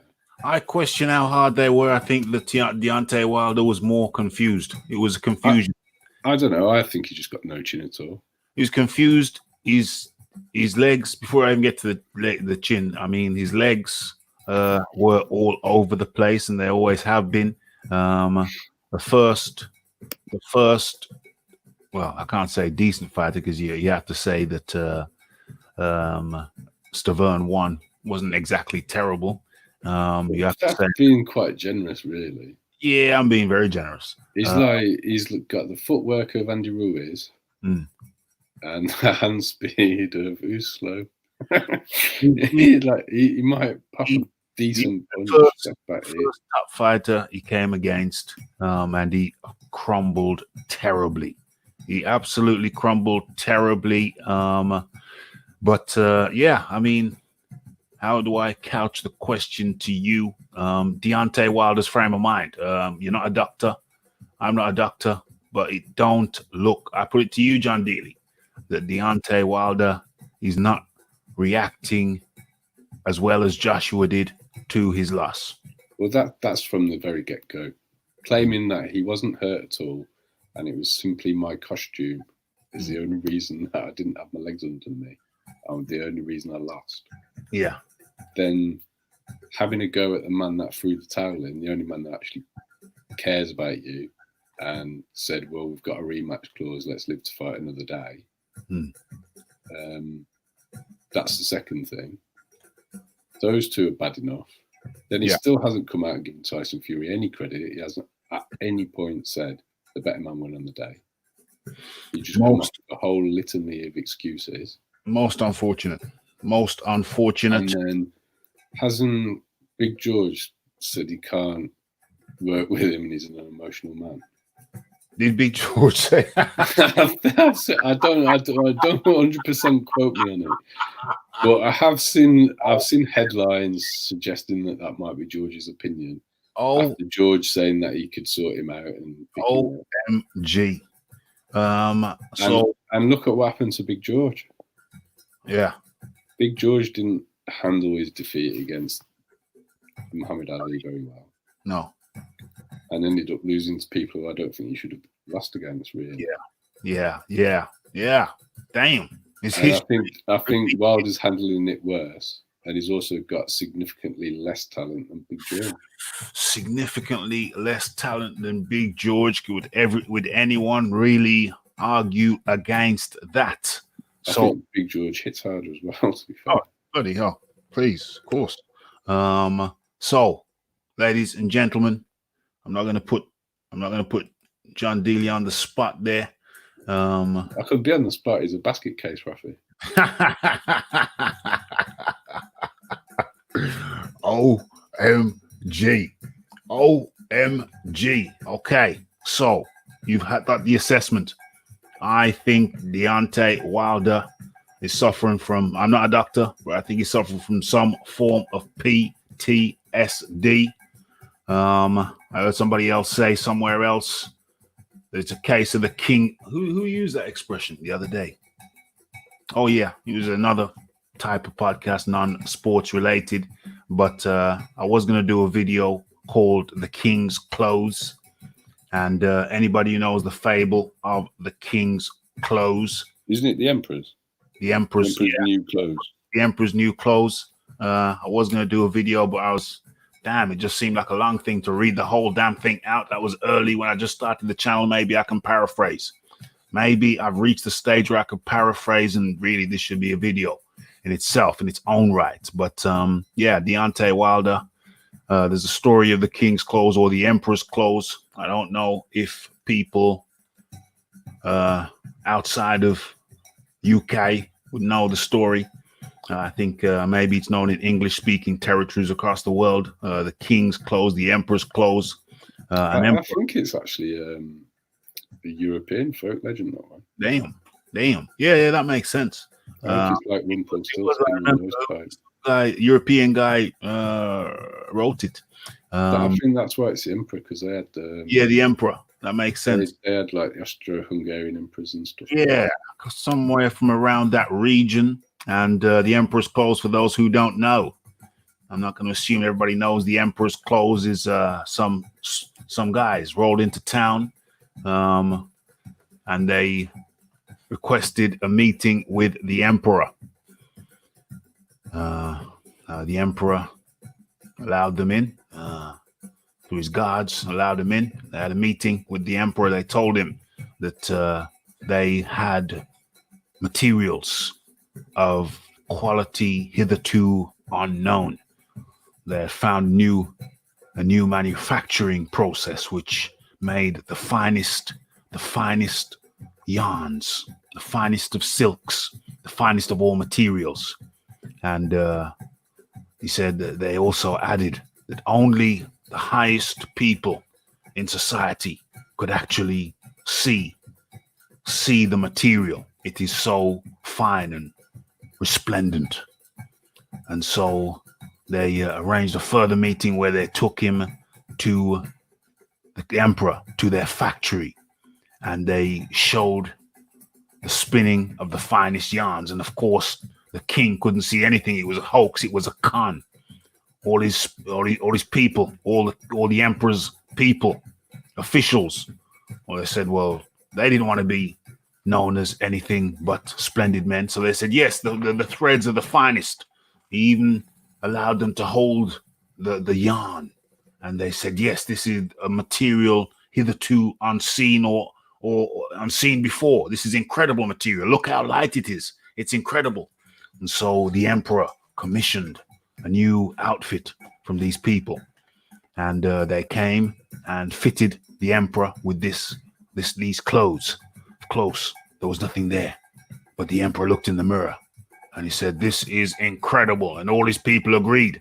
And so the day of the parade, there was a parade coming up. The day of the parade, the king stands there totally butt naked and parades through. But everybody else in the crowd has been told about these finest silks. Only the best people, the finest people can see them. And of course, inevitably, out from the crowd, a little boy, or was it a little girl, shouts out, the king's wearing no clothes. And everybody murmured, and then burst out laughing. The king, the emperor, is wearing no clothes. And so from that came the story of the emperor's clothes. Now, how does that apply to this story? It applies to this story because Deontay Wilder, in my humble opinion, has been Deontay Wilder is he's the emperor, Raphie, isn't he? He's the emperor in this story because and Shelley Finkel and J. Diaz are the two people making the clap. His two officials, chief officials, are Shelley Finkel and J. Diaz. And the kid who shouts out, the emperor is wearing no clothes, is Breland. Is Mark Breland. Mark Breland stepped in with some common sense. They would have had, if it was up to Shelley Finkel and Mark Breland, they would have had Deontay Wilder bleeding out the other ear too. And even then they wouldn't have stopped it. So Deontay Wilder, I'm not going to say propped up. That's not a term I'm looking for. He's built up. Is that the term? Built up champ. They built him up on the backs of mediocre fighters. And even as a champion, he remained fighting, for the most part, mediocre fighters. fighters who were below an acceptable level, fighters who were low in the rankings. I may have to pull up an old video that we did live show when we went through Deontay Wilder's piss poor resume. Only fought one top contender, arguably two, one in Tyson Fury and the other being Luis Ortiz, whom I have serious questions about because who he fought, as they say in America, who he fought. But we're not going to dwell on that. We've chopped that up so many times over here at Raphie Dawkins Combat Radio, and so I say this to you. Deontay Wilder's not in a good place mentally right now. Is it post-traumatic stress disorder? I'll leave that to you, the audience, the jury, to decide. All I'll say is that Deontay Wilder ain't handling this loss very well. And with that, let's go to the chat. We'll acknowledge the chat, and then we're going to go to our last topic. What's the last topic? Can Fury secure Wilder step aside? But before we do that, let's do this. Okay, so where are we? Yes, Rue. Peace out, Rue. Thanks for coming over. What's she's been saying? Wilder is lost in space with the alien Finkel. The alien. Don't let me bring up the alien. Shall I bring up the alien? I can't resist. I can't resist bringing up the alien. I can't resist it. I cannot resist bringing up the alien. Where is she? Where is she? She's damn. This is a good picture. Damn, I love this picture. Open image, save image. Surprised I haven't had it saved yet. Let's just call it Joe. Call it Joe. Joanna. If you're on J Chick, let's have that in the background since we raised up the point of aliens.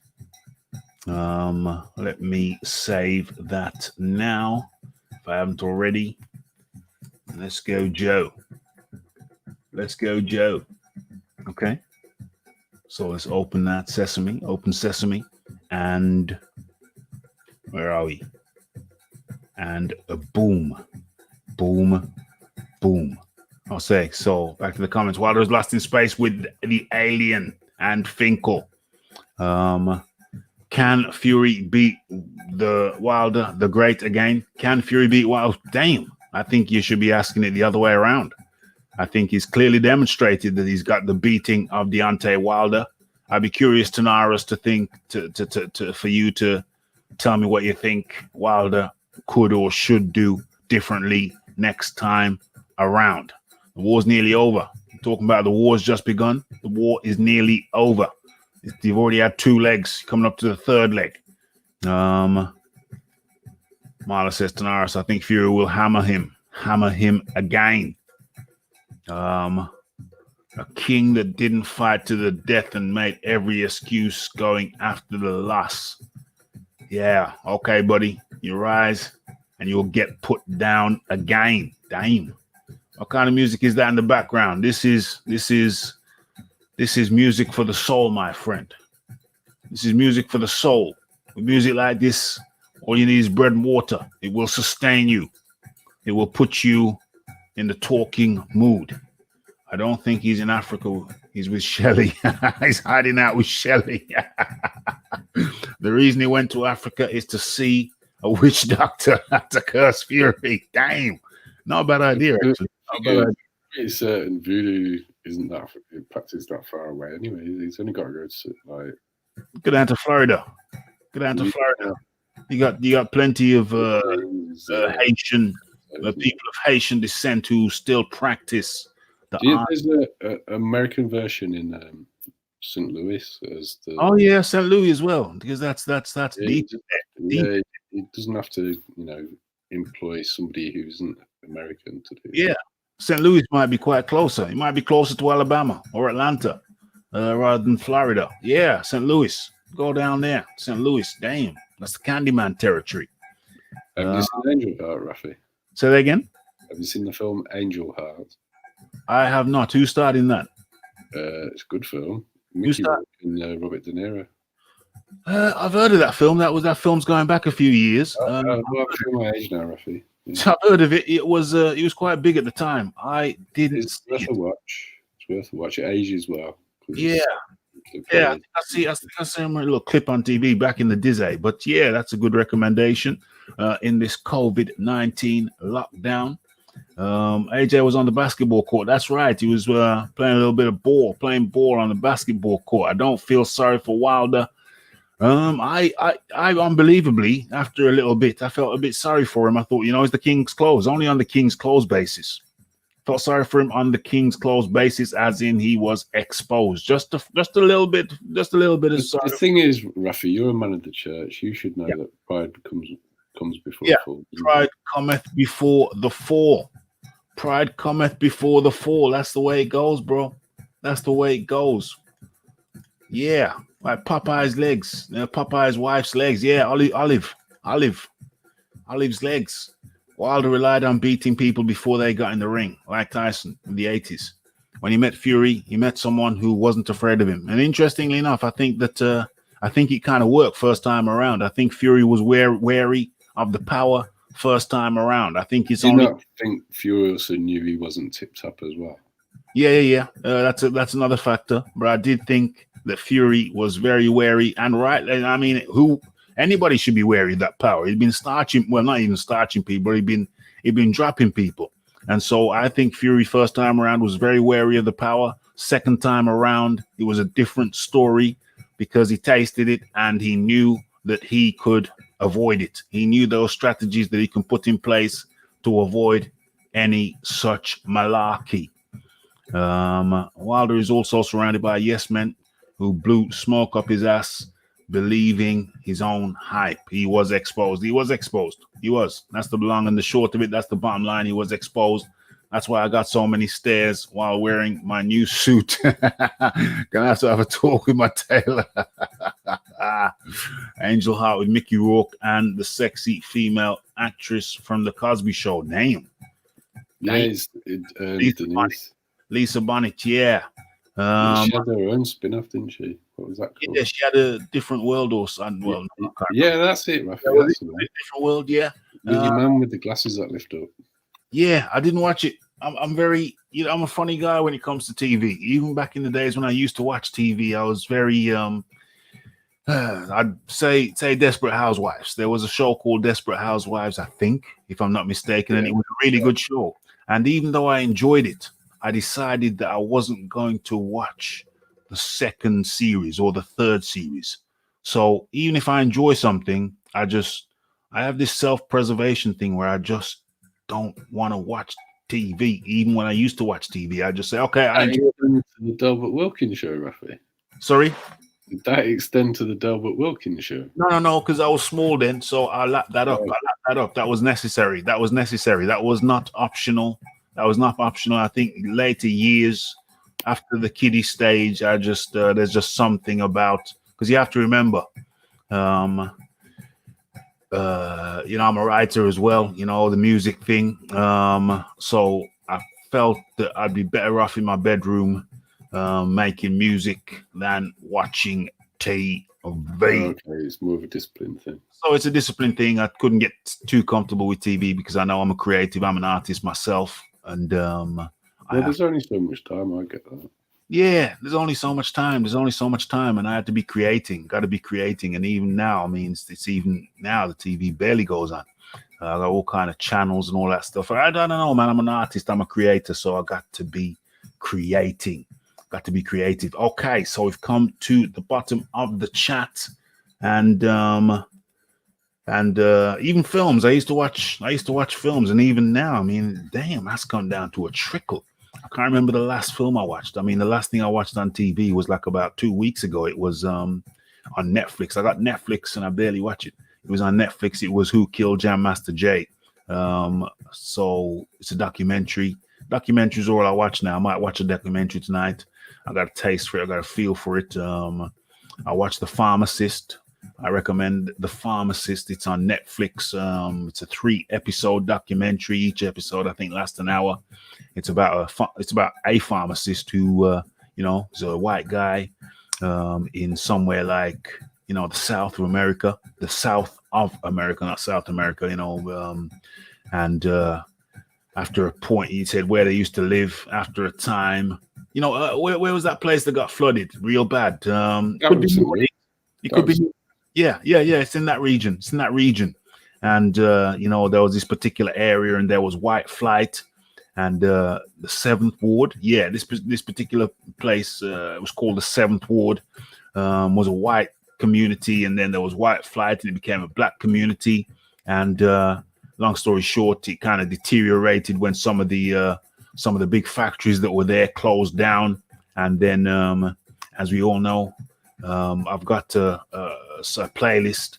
Anybody who goes into my channel, there's a playlist which I'm compiling now. It's stuff which I watch and which I'm going to share with you. I think one of the playlists is called Hidden Something, and it goes into things which happen in politics which affect the people, the populace, the population. And one of the things that happened in America was that Ronald Reagan. I don't think he was the first president to do it, but he imported drugs through the CIA, through George Bush. Had an operation with the Sandinistas or whatever to buy drugs and sell it on American streets to fund a war that was not sanctioned by the American people in South America, the Sandinistas.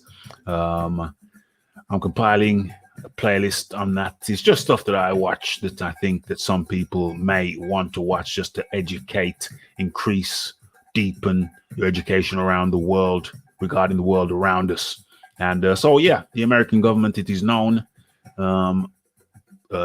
funded certain wars in South America and perhaps elsewhere by importing drugs into their own country, poisoning their own people with these drugs. But the drugs went to... I've got to correct myself. I keep saying St. Louis. It's New Orleans, isn't it? New Orleans, yeah. And so they flooded the streets of the inner cities with cocaine, which was turned into crack.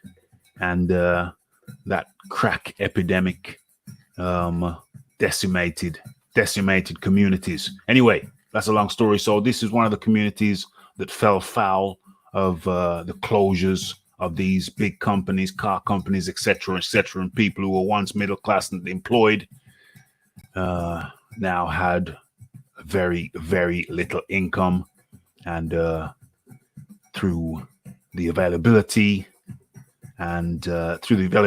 of certain narcotics made possible by the American government, certain areas became like this 3rd Ward or the 7th Ward. Long story short, the pharmacist, white flight, he's moved out to a better place now. They're still employed. They're still middle class. And long story short, this man's had a wife, son, and a daughter. Very middle class, very nice. Everything was nice. And he didn't know that his son had a dope addict. What drug it was, we weren't sure. He had a dope addict, so he drove down to the 7th Ward. That's where he got his drugs from. And long story short, he got shot dead by a guy who was just looking to rob him. Long story short, the pharmacist then realizes the police aren't interested in the case. They're fobbing him off. They're not interested. He does his own investigation. Long story short, his investigation proves fruitful and then leads into a different and unexpected direction. The Pharmacist 3-part series on Netflix, I highly recommend. And having said all of that, it's kind of took me off track, but just a little bit, and I'm just telling myself now we're not gonna have time for can Fury secure Wilder step aside. So we can't touch that fully, but I can touch one area. We can touch on a little bit of it. We can touch on a little bit of it. Fury has a big issue over here in the UK. He is not signed with UCAD. So before Tyson Fury, where's that thing? Before Tyson Fury could even contemplate step aside, because stepping aside, this latest step aside talk circles around or is centered around the notion that the COVID-19 is going to stop international travel. So while this COVID thing is still going on, the argument is that, well, hold on a sec. Why don't we have Fury v Joshua v Fury for undisputed? Why don't Deontay Wilder just step aside? And the first stumbling block to that, so it's logical on the face of it, the first stumbling block into that is that Fury, there is potentially an investigation going on. Fury is already under investigation by UCAD. And so that seems like a significant stumbling block. If he's under investigation, then the chances of getting a license, one would have to imagine, is hampered by that. And so that's one. So Fury, before any talk of that, Fury would have to get square with UCAD. John D. Lee. I think the only way they can come up with enough money to pay Deontay, off, and potentially pay off Pulev as well. Because part of the talk is, well, Bob Arum controls Pulev. Pulev likes his step aside when he's taken plenty before. Oh yeah. So I think that, but they've still got to pay him. I think it's an easy negotiation, but they've still got to pay him. The only way it can happen is if it happens in Saudi. I'm pretty confident that if they were to do it, not only would they look at doing it in Saudi, because they wouldn't rely very much on the actual gate and people turning up. Yeah. They wouldn't rely on the gate. No. The Saudis just front the money up as well. And it's pretty much been said across the board that that's probably where the undisputed fight is going to happen, because the Saudis are willing to pay the money. The fighters could all get out there on private jets despite restrictions at the moment. Yeah. And they are, from what I've seen, they're saying because it's unlikely there's going to be time to have Pulev in the summer, and the fact that they've already pushed back Wilder Fury to October, if they can get one fight in this year, why not have the big one, which is going to pay everybody anyway? Why not go for the big one? Why not go for Fury versus Joshua for undisputed? Well, the Saudis, I've heard some ridiculous numbers. The numbers I've heard have been particularly ridiculous. Yeah, I mean, the thing is, because it's the Saudis, it could be true. Well, you see, the thing is this. See, the Saudis were in an interview some time ago with another channel, large channel, Coogie Bear, talking with Coogie Bear. And they said that, you see, people with a lot of money, people have a misconception. Some people have a misconception. People with a lot of money don't like to spend a lot of money. That's what I've found. So this Saudi prince was saying that, people come over here and they think we have a lot of money and they think we're stupid. But no, we want value. We want value. So some people have come up with some ludicrous figures. I think that's because there were people saying that Tyson could fight anybody there. Right, yeah. Whereas they've gone on record as saying they want the biggest fights. Yeah. And that's the biggest fight. Yeah. The Saudis are not dumb. No, they're not dumb.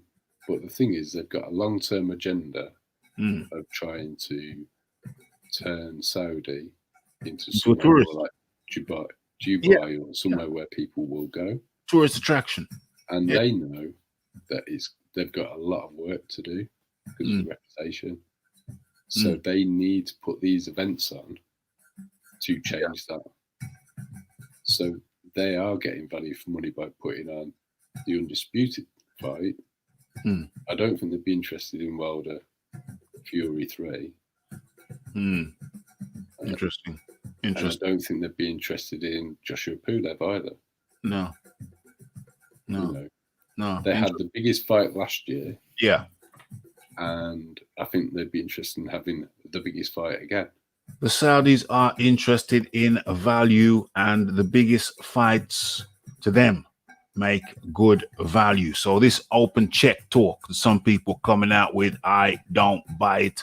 I want to see receipts. Show me your sources, people coming up with this open check thing. Show me your sources. This is Raphael Dawkins Combat Radio. We only deal with sources. We only deal with the legit. Yeah, if you want gossip. Hearn said that he can get the Undisputed fight in Saudi. And it's going to be there because it's going to pay the most. The Saudis Hearn said it in interviews with Cougar. The Saudis will pay for the top fights, but don't think they're silly. Don't think they're silly. They will be looking for sources. What did BH just say? It's sad. The U.S. government introduced crack to California, just like Raphie said, 100 percentile. Clinton Mafia will bring in. Oh yeah, I've got a playlist on the Clinton body count. It's not really. It don't really do nothing for the channel as such. It's just the algorithms. I don't think it does anything for the channel as such. It's just that certain things that I listen to, I study. And, I don't think there should be secrets. I think it should be common knowledge. Certain things should be common knowledge. So I will be expanding those playlists. I also got to check the rules to see if it impacts the channel negatively in any way. Be careful about what you say about the US government. Oh, yeah, I'm always careful. I'm always seriously careful. That's why I'm letting other people say it. I need my visa. You know what I'm saying? I need my visa. So I got to be careful. I got to tiptoe sometimes, but the truth is out there, and I like people to know the truth. Don't like people to live in the darkness. Bring them into the light. Bring them into the light. Clinton Mafia were bringing in Charlie from Colombia when Bill was governor of Arkansas. Loads of people got wiped out in the Midwest during his tenure as a government. Hey, I got a playlist that covers that. and I'm going to make it deeper. If you just sold me on the pharmacist, but I don't have Netflix. I think I got Netflix just because I wanted to see, what's that comedian's name? What's the big comedian in America? Dave Chappelle. Dave Chappelle. I got the Netflix just because I want to see Dave Chappelle, his last comedy special. And it was a free offer, free for 1 month, and I never canceled a subscription. But I like the fact that I can just watch whatever I want to watch, when I want to watch it, if I want to watch it. I just like the fact that it's only cost me £8 a month.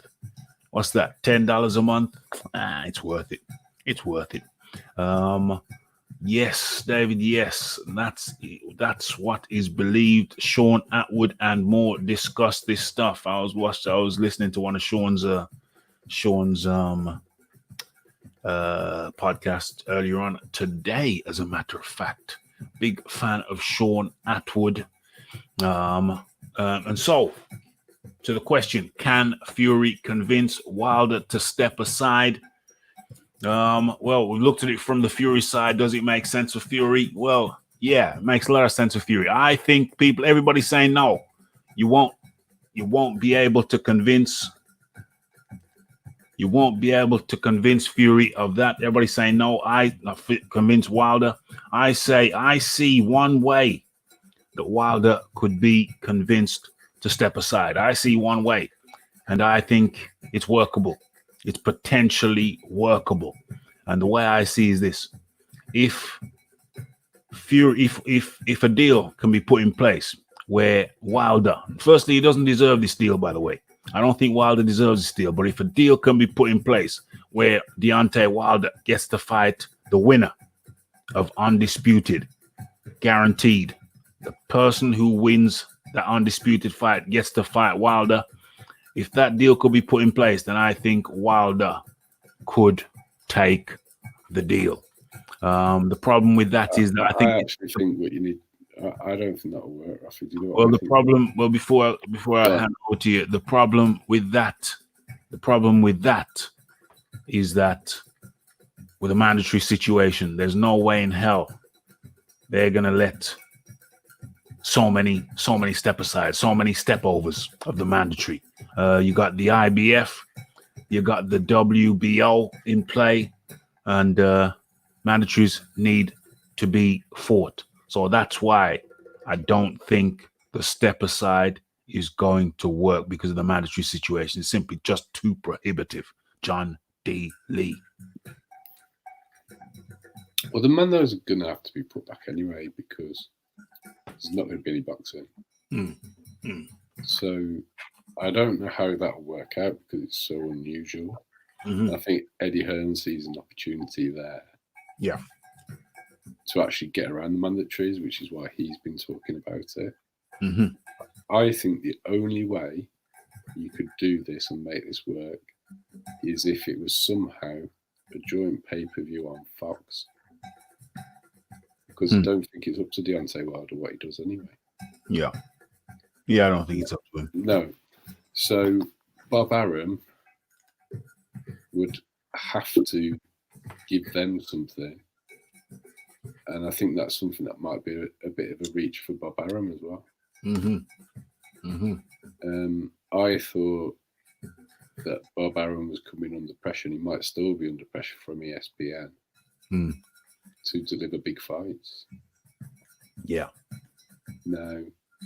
And no, Eddie Hearn has said on multiple occasions that Joshua can not fight on DAZN in America. Yeah.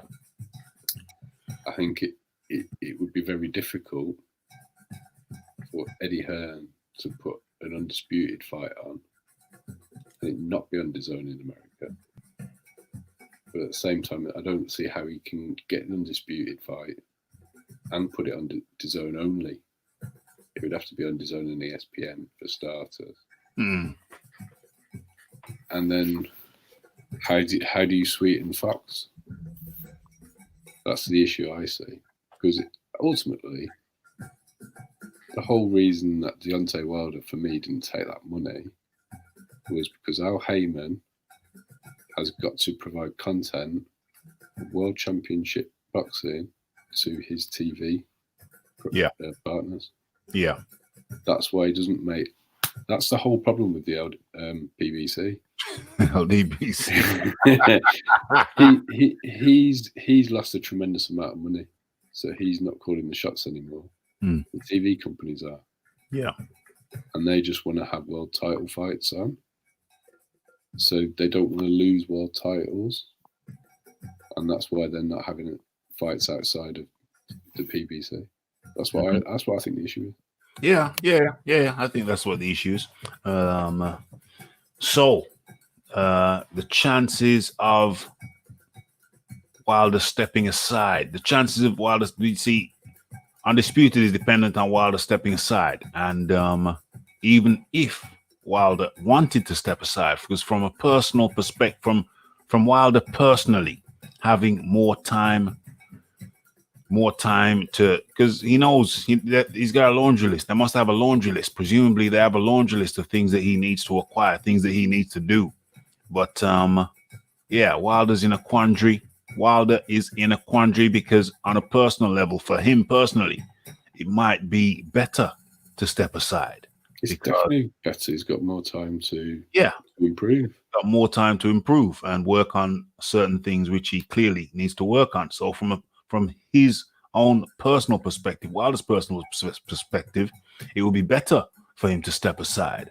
And it may even be more financially lucrative for him to step aside. But seems to me that between the mandatory bodies, between the governing bodies and their mandatories, wanting their mandatories to be fought for, I think that's a factor. And the fact that there's no boxing going on right now will only serve to make it more of a factor, in my opinion. So that's A. B. As a business element, and the business element from the PBC side dictate that Wilder fights Fury next. So I think the business element of it is going to stop Undisputed from taking place. Ultimately, there is a contract for the trilogy fight. Wilder has activated the clause. Ooh, that's an interesting point, actually. Yeah. Doesn't it have to take place by October? Yes. So what if there's no boxing? If there's no boxing, I don't think that makes the contract null and void. I think if there's no boxing, there is some sort of deadline in there, though. There is a deadline. There is a deadline. What I'm saying is, sure Bob's looking at ways to get out of that fight. There is a deadline in place, but I don't think the coronavirus is going to mean that by them going outside of that contract, it means that the contract has been breached and Fury can go ahead and do whatever he wants to do. But it may mean that. I think that what will happen, I'll hand over to you in a second for a different perspective, but I think that what will happen is that from a legal perspective, the PBC side will say, if Top Rank Bob Arum says, well, listen, there's a contract in place and you did not fulfill the contract. You did not fulfill the contract. The date was October. That was the last possible date that we could have the fight, and you did not fulfill the contract. That's what the Top Arum party side will say. The PBC side will say, well, Your Honor, no, all sporting events were called off, and therefore we were at the mercy of the coronavirus. And therefore, Your Honor, I put it to you that we were and are available at the soonest point when public gatherings are once again permitted. We will and are ready to fulfill that contract. But Your Honor, we're asking you to understand that we could not fight. We could not fulfill the contract. We could not fight Fury, and Fury couldn't fight us either because of the pandemic and the government shutdown of public gatherings. And I say to you, John Daly, the judge will side with the PBC side in saying they have not breached the contract. But there's another argument. Over to you, John Daly. Well, I mean, I can see the logic in what you're saying, but I think a lot of American law goes off precedent, doesn't it? Yeah. So it depends who can draw the best precedent, because we're in times that haven't really got a uncharted comparison. Uncharted waters. Yeah. So you've presented the logical argument because no one was available to fight because fights couldn't happen. However, neither of us have seen the wording in the contract, and there's no clear-cut precedent in law for this situation that we're aware of. Well, what's the closest thing to it? I mean, Second World War, maybe. Maybe. I mean, Joe Louis got conscripted, didn't he? Yeah. So, but he sort of had fights anyway. Well, I mean, don't want to get into the scandal of the fact that was most of his back taxes were actually purses he donated to the war effort and the troops. Well, yeah. Anyway, I don't have time to get into that. But even there's no real clear-cut precedent. Yeah. So what if they were suggested, well, we'll pay Deontay Wilder his money because he wasn't able to fulfill the contract and his loss of earnings. But Tyson, because of the delay,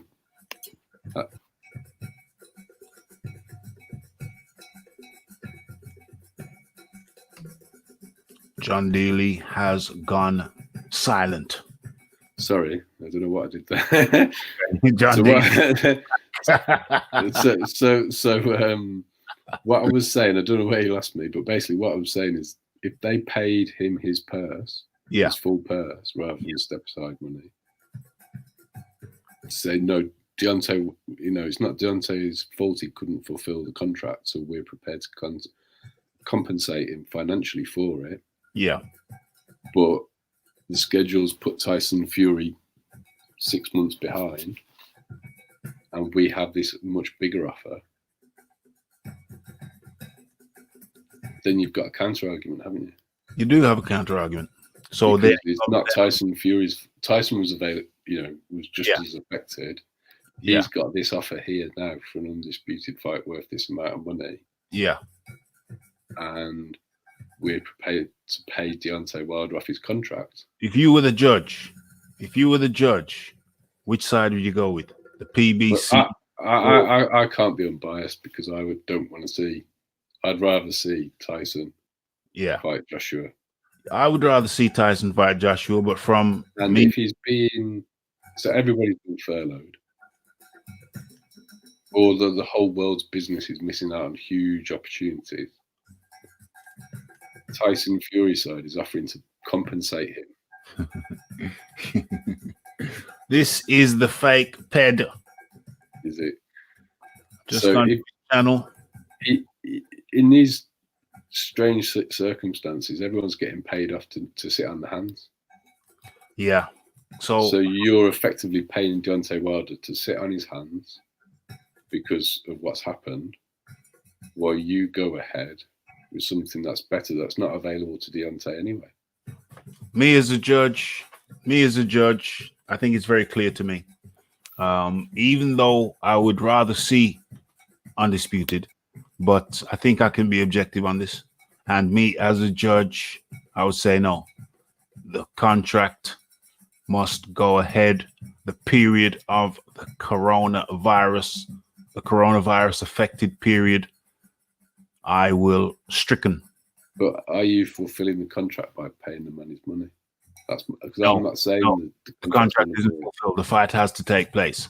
The fact that you're offering to pay the man his money, that's a very nice gesture. You're paying him his money. Yeah. And so what about if you can guarantee in the next fight? No, that doesn't fulfill the contract. Because if I'm a judge, I'm saying we'll wipe out this period of the coronavirus, wipe that out.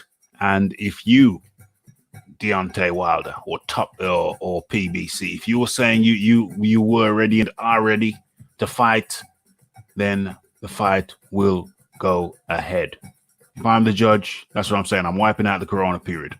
That's taken out of the calendar. So recalculate that. So it'll be interesting to see what happens. It will be interesting to see what happens. The other argument is that, well, you just put the other argument. You put the other argument, so I don't need to reiterate that. You've done it. It's done. We've done it. We've got both sides of the argument. You've heard from me.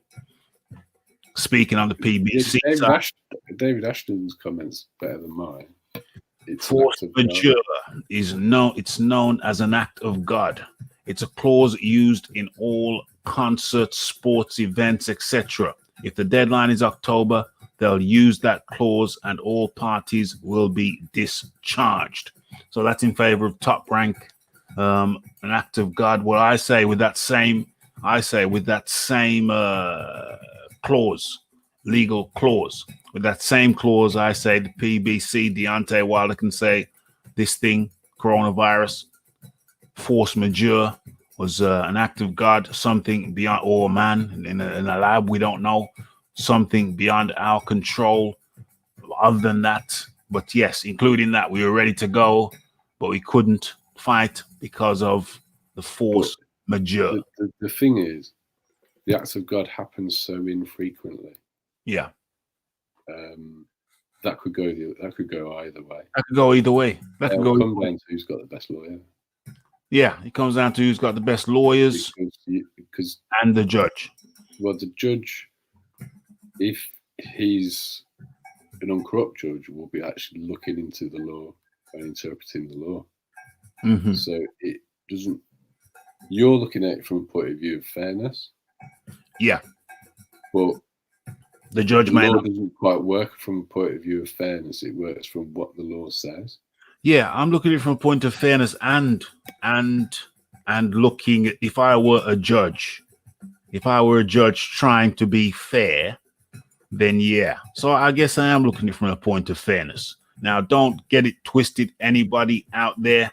I'm not saying that I don't want to see Undisputed. I'd be happy to see Undisputed. I think you're just trying to be very impartial, Raphie. I'm just trying to be fair. The force majeure and its previous interpretations in contract law will be what determines what the judge. That will be what the judge is looking at. He won't be looking at fairness. He won't be looking at precedent of force majeure and whether that just voids contracts because it's just void now. Because that's what it's for. So David Ashton's got a much stronger argument than I could come up with. Force majeure. I think he's the guy that came up with the Latin term for premeditation. Yeah, I think so. Force majeure is something we're going to be looking into to try and solve this riddle. Okay, she's biz. Wilder wanted Fury to step aside if Ruiz beat AJ, so he should do likewise. That's a great argument. But we've seen that Wilder's a hypocrite for a long time, so I don't really see what that's good. Yeah. There's evidence out there to support such a statement. There is clear evidence out there to support such a statement. So if challenged, I'm sure I could rustle something up for you guys in video. Well, I think didn't Wilder say that the way that AJ lost, that he quit. I think the same argument could be made for him. Yeah. I think he also said it proved that Joshua had been ducking him the way he got beat.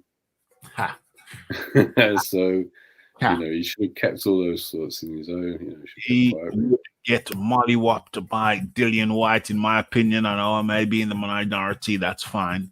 And I think he'd get taken apart by Joshua. I don't think he's got any sort of chin. And I think he's been protected for a reason. And we've been over it time and time again. Been protected for a reason. As a point of view. Are we really saying that Tyson Fury is the biggest puncher out there? Deontay Wilder got beat around the ring by Mr. Pillow Fists. And if you look at how Tyson's performed in his previous fights, I don't believe that Tyson thinks he's the biggest puncher out there. I think Tyson saw the effect of his punches in round 12 when they played that back. And they were just like, you see him, man, with skinny legs, hit him. Hit him. And so, ladies and gentlemen, that brings us to the close. Of this episode of Boxing Talk with Raphie. I think for the first time in a long time, I've actually covered all of the topics that was in the title. I haven't done that in a while. I tend to just start the show and let it go where it goes. But this time I was very mindful to try and get in all of stated topics. So you have been in tune to Boxing Talk with Raphie, episode 112. That's right, 112. That must mean something. Over a century. Is Wilder suffering with post-traumatic stress disorder?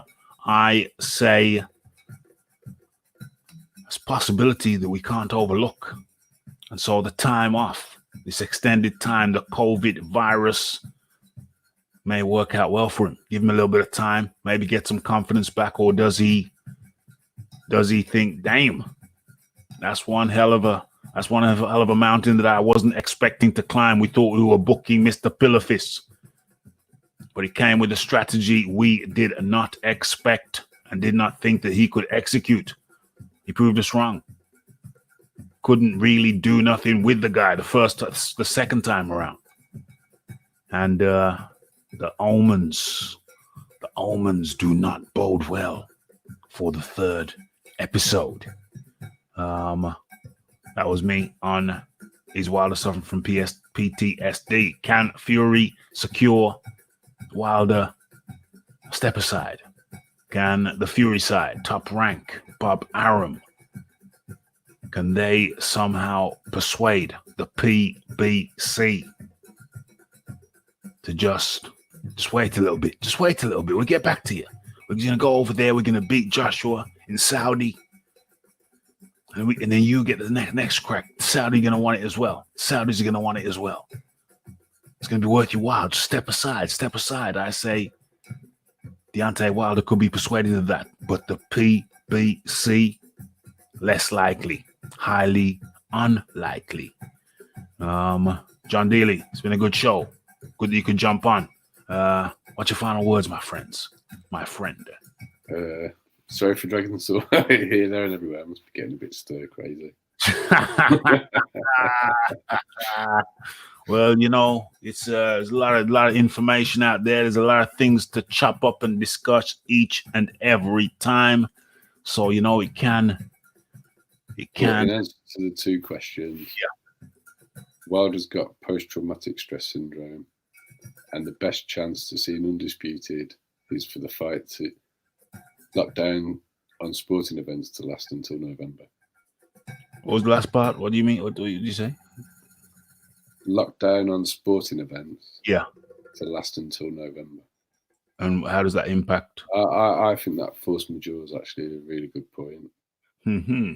I think it could just void the contract. Mm-hmm. Interesting. I'm going to write this in so I can do some research on force majeure. Ah, there we have it. Came out straight away. Force majeure clause, force majeure event, force majeure insurance, force majeure meaning.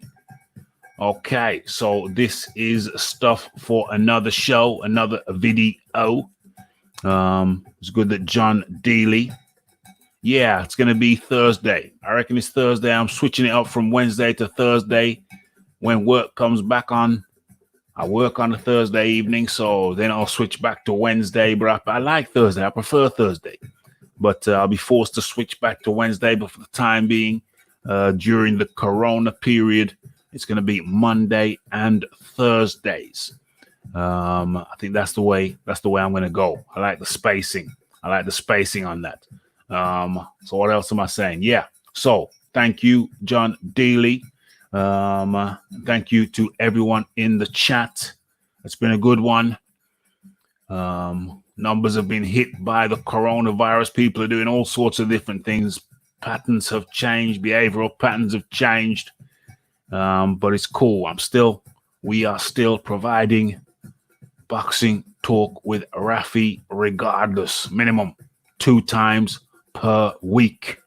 And, this is another one for the vaults. It's been a good one. And so, what can I say? Boxing talk with Raphie 112. It's the BH. It's the David Ashton.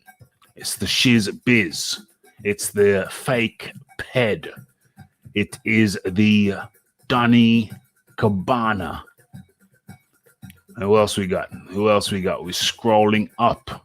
It's the Try or the Tie Tips. It's the David Douglas. It's the Frank the French. It's the Marla. It's the Tanaris Robinson from the LDBC. It's the Rue. It is the Big Boys Boxing. It's the Georgie Porgy. It's the John D. Lee. And yeah, it's the Raphael Dawkins. It's the Combat Radio. It's the Red Glove Militant.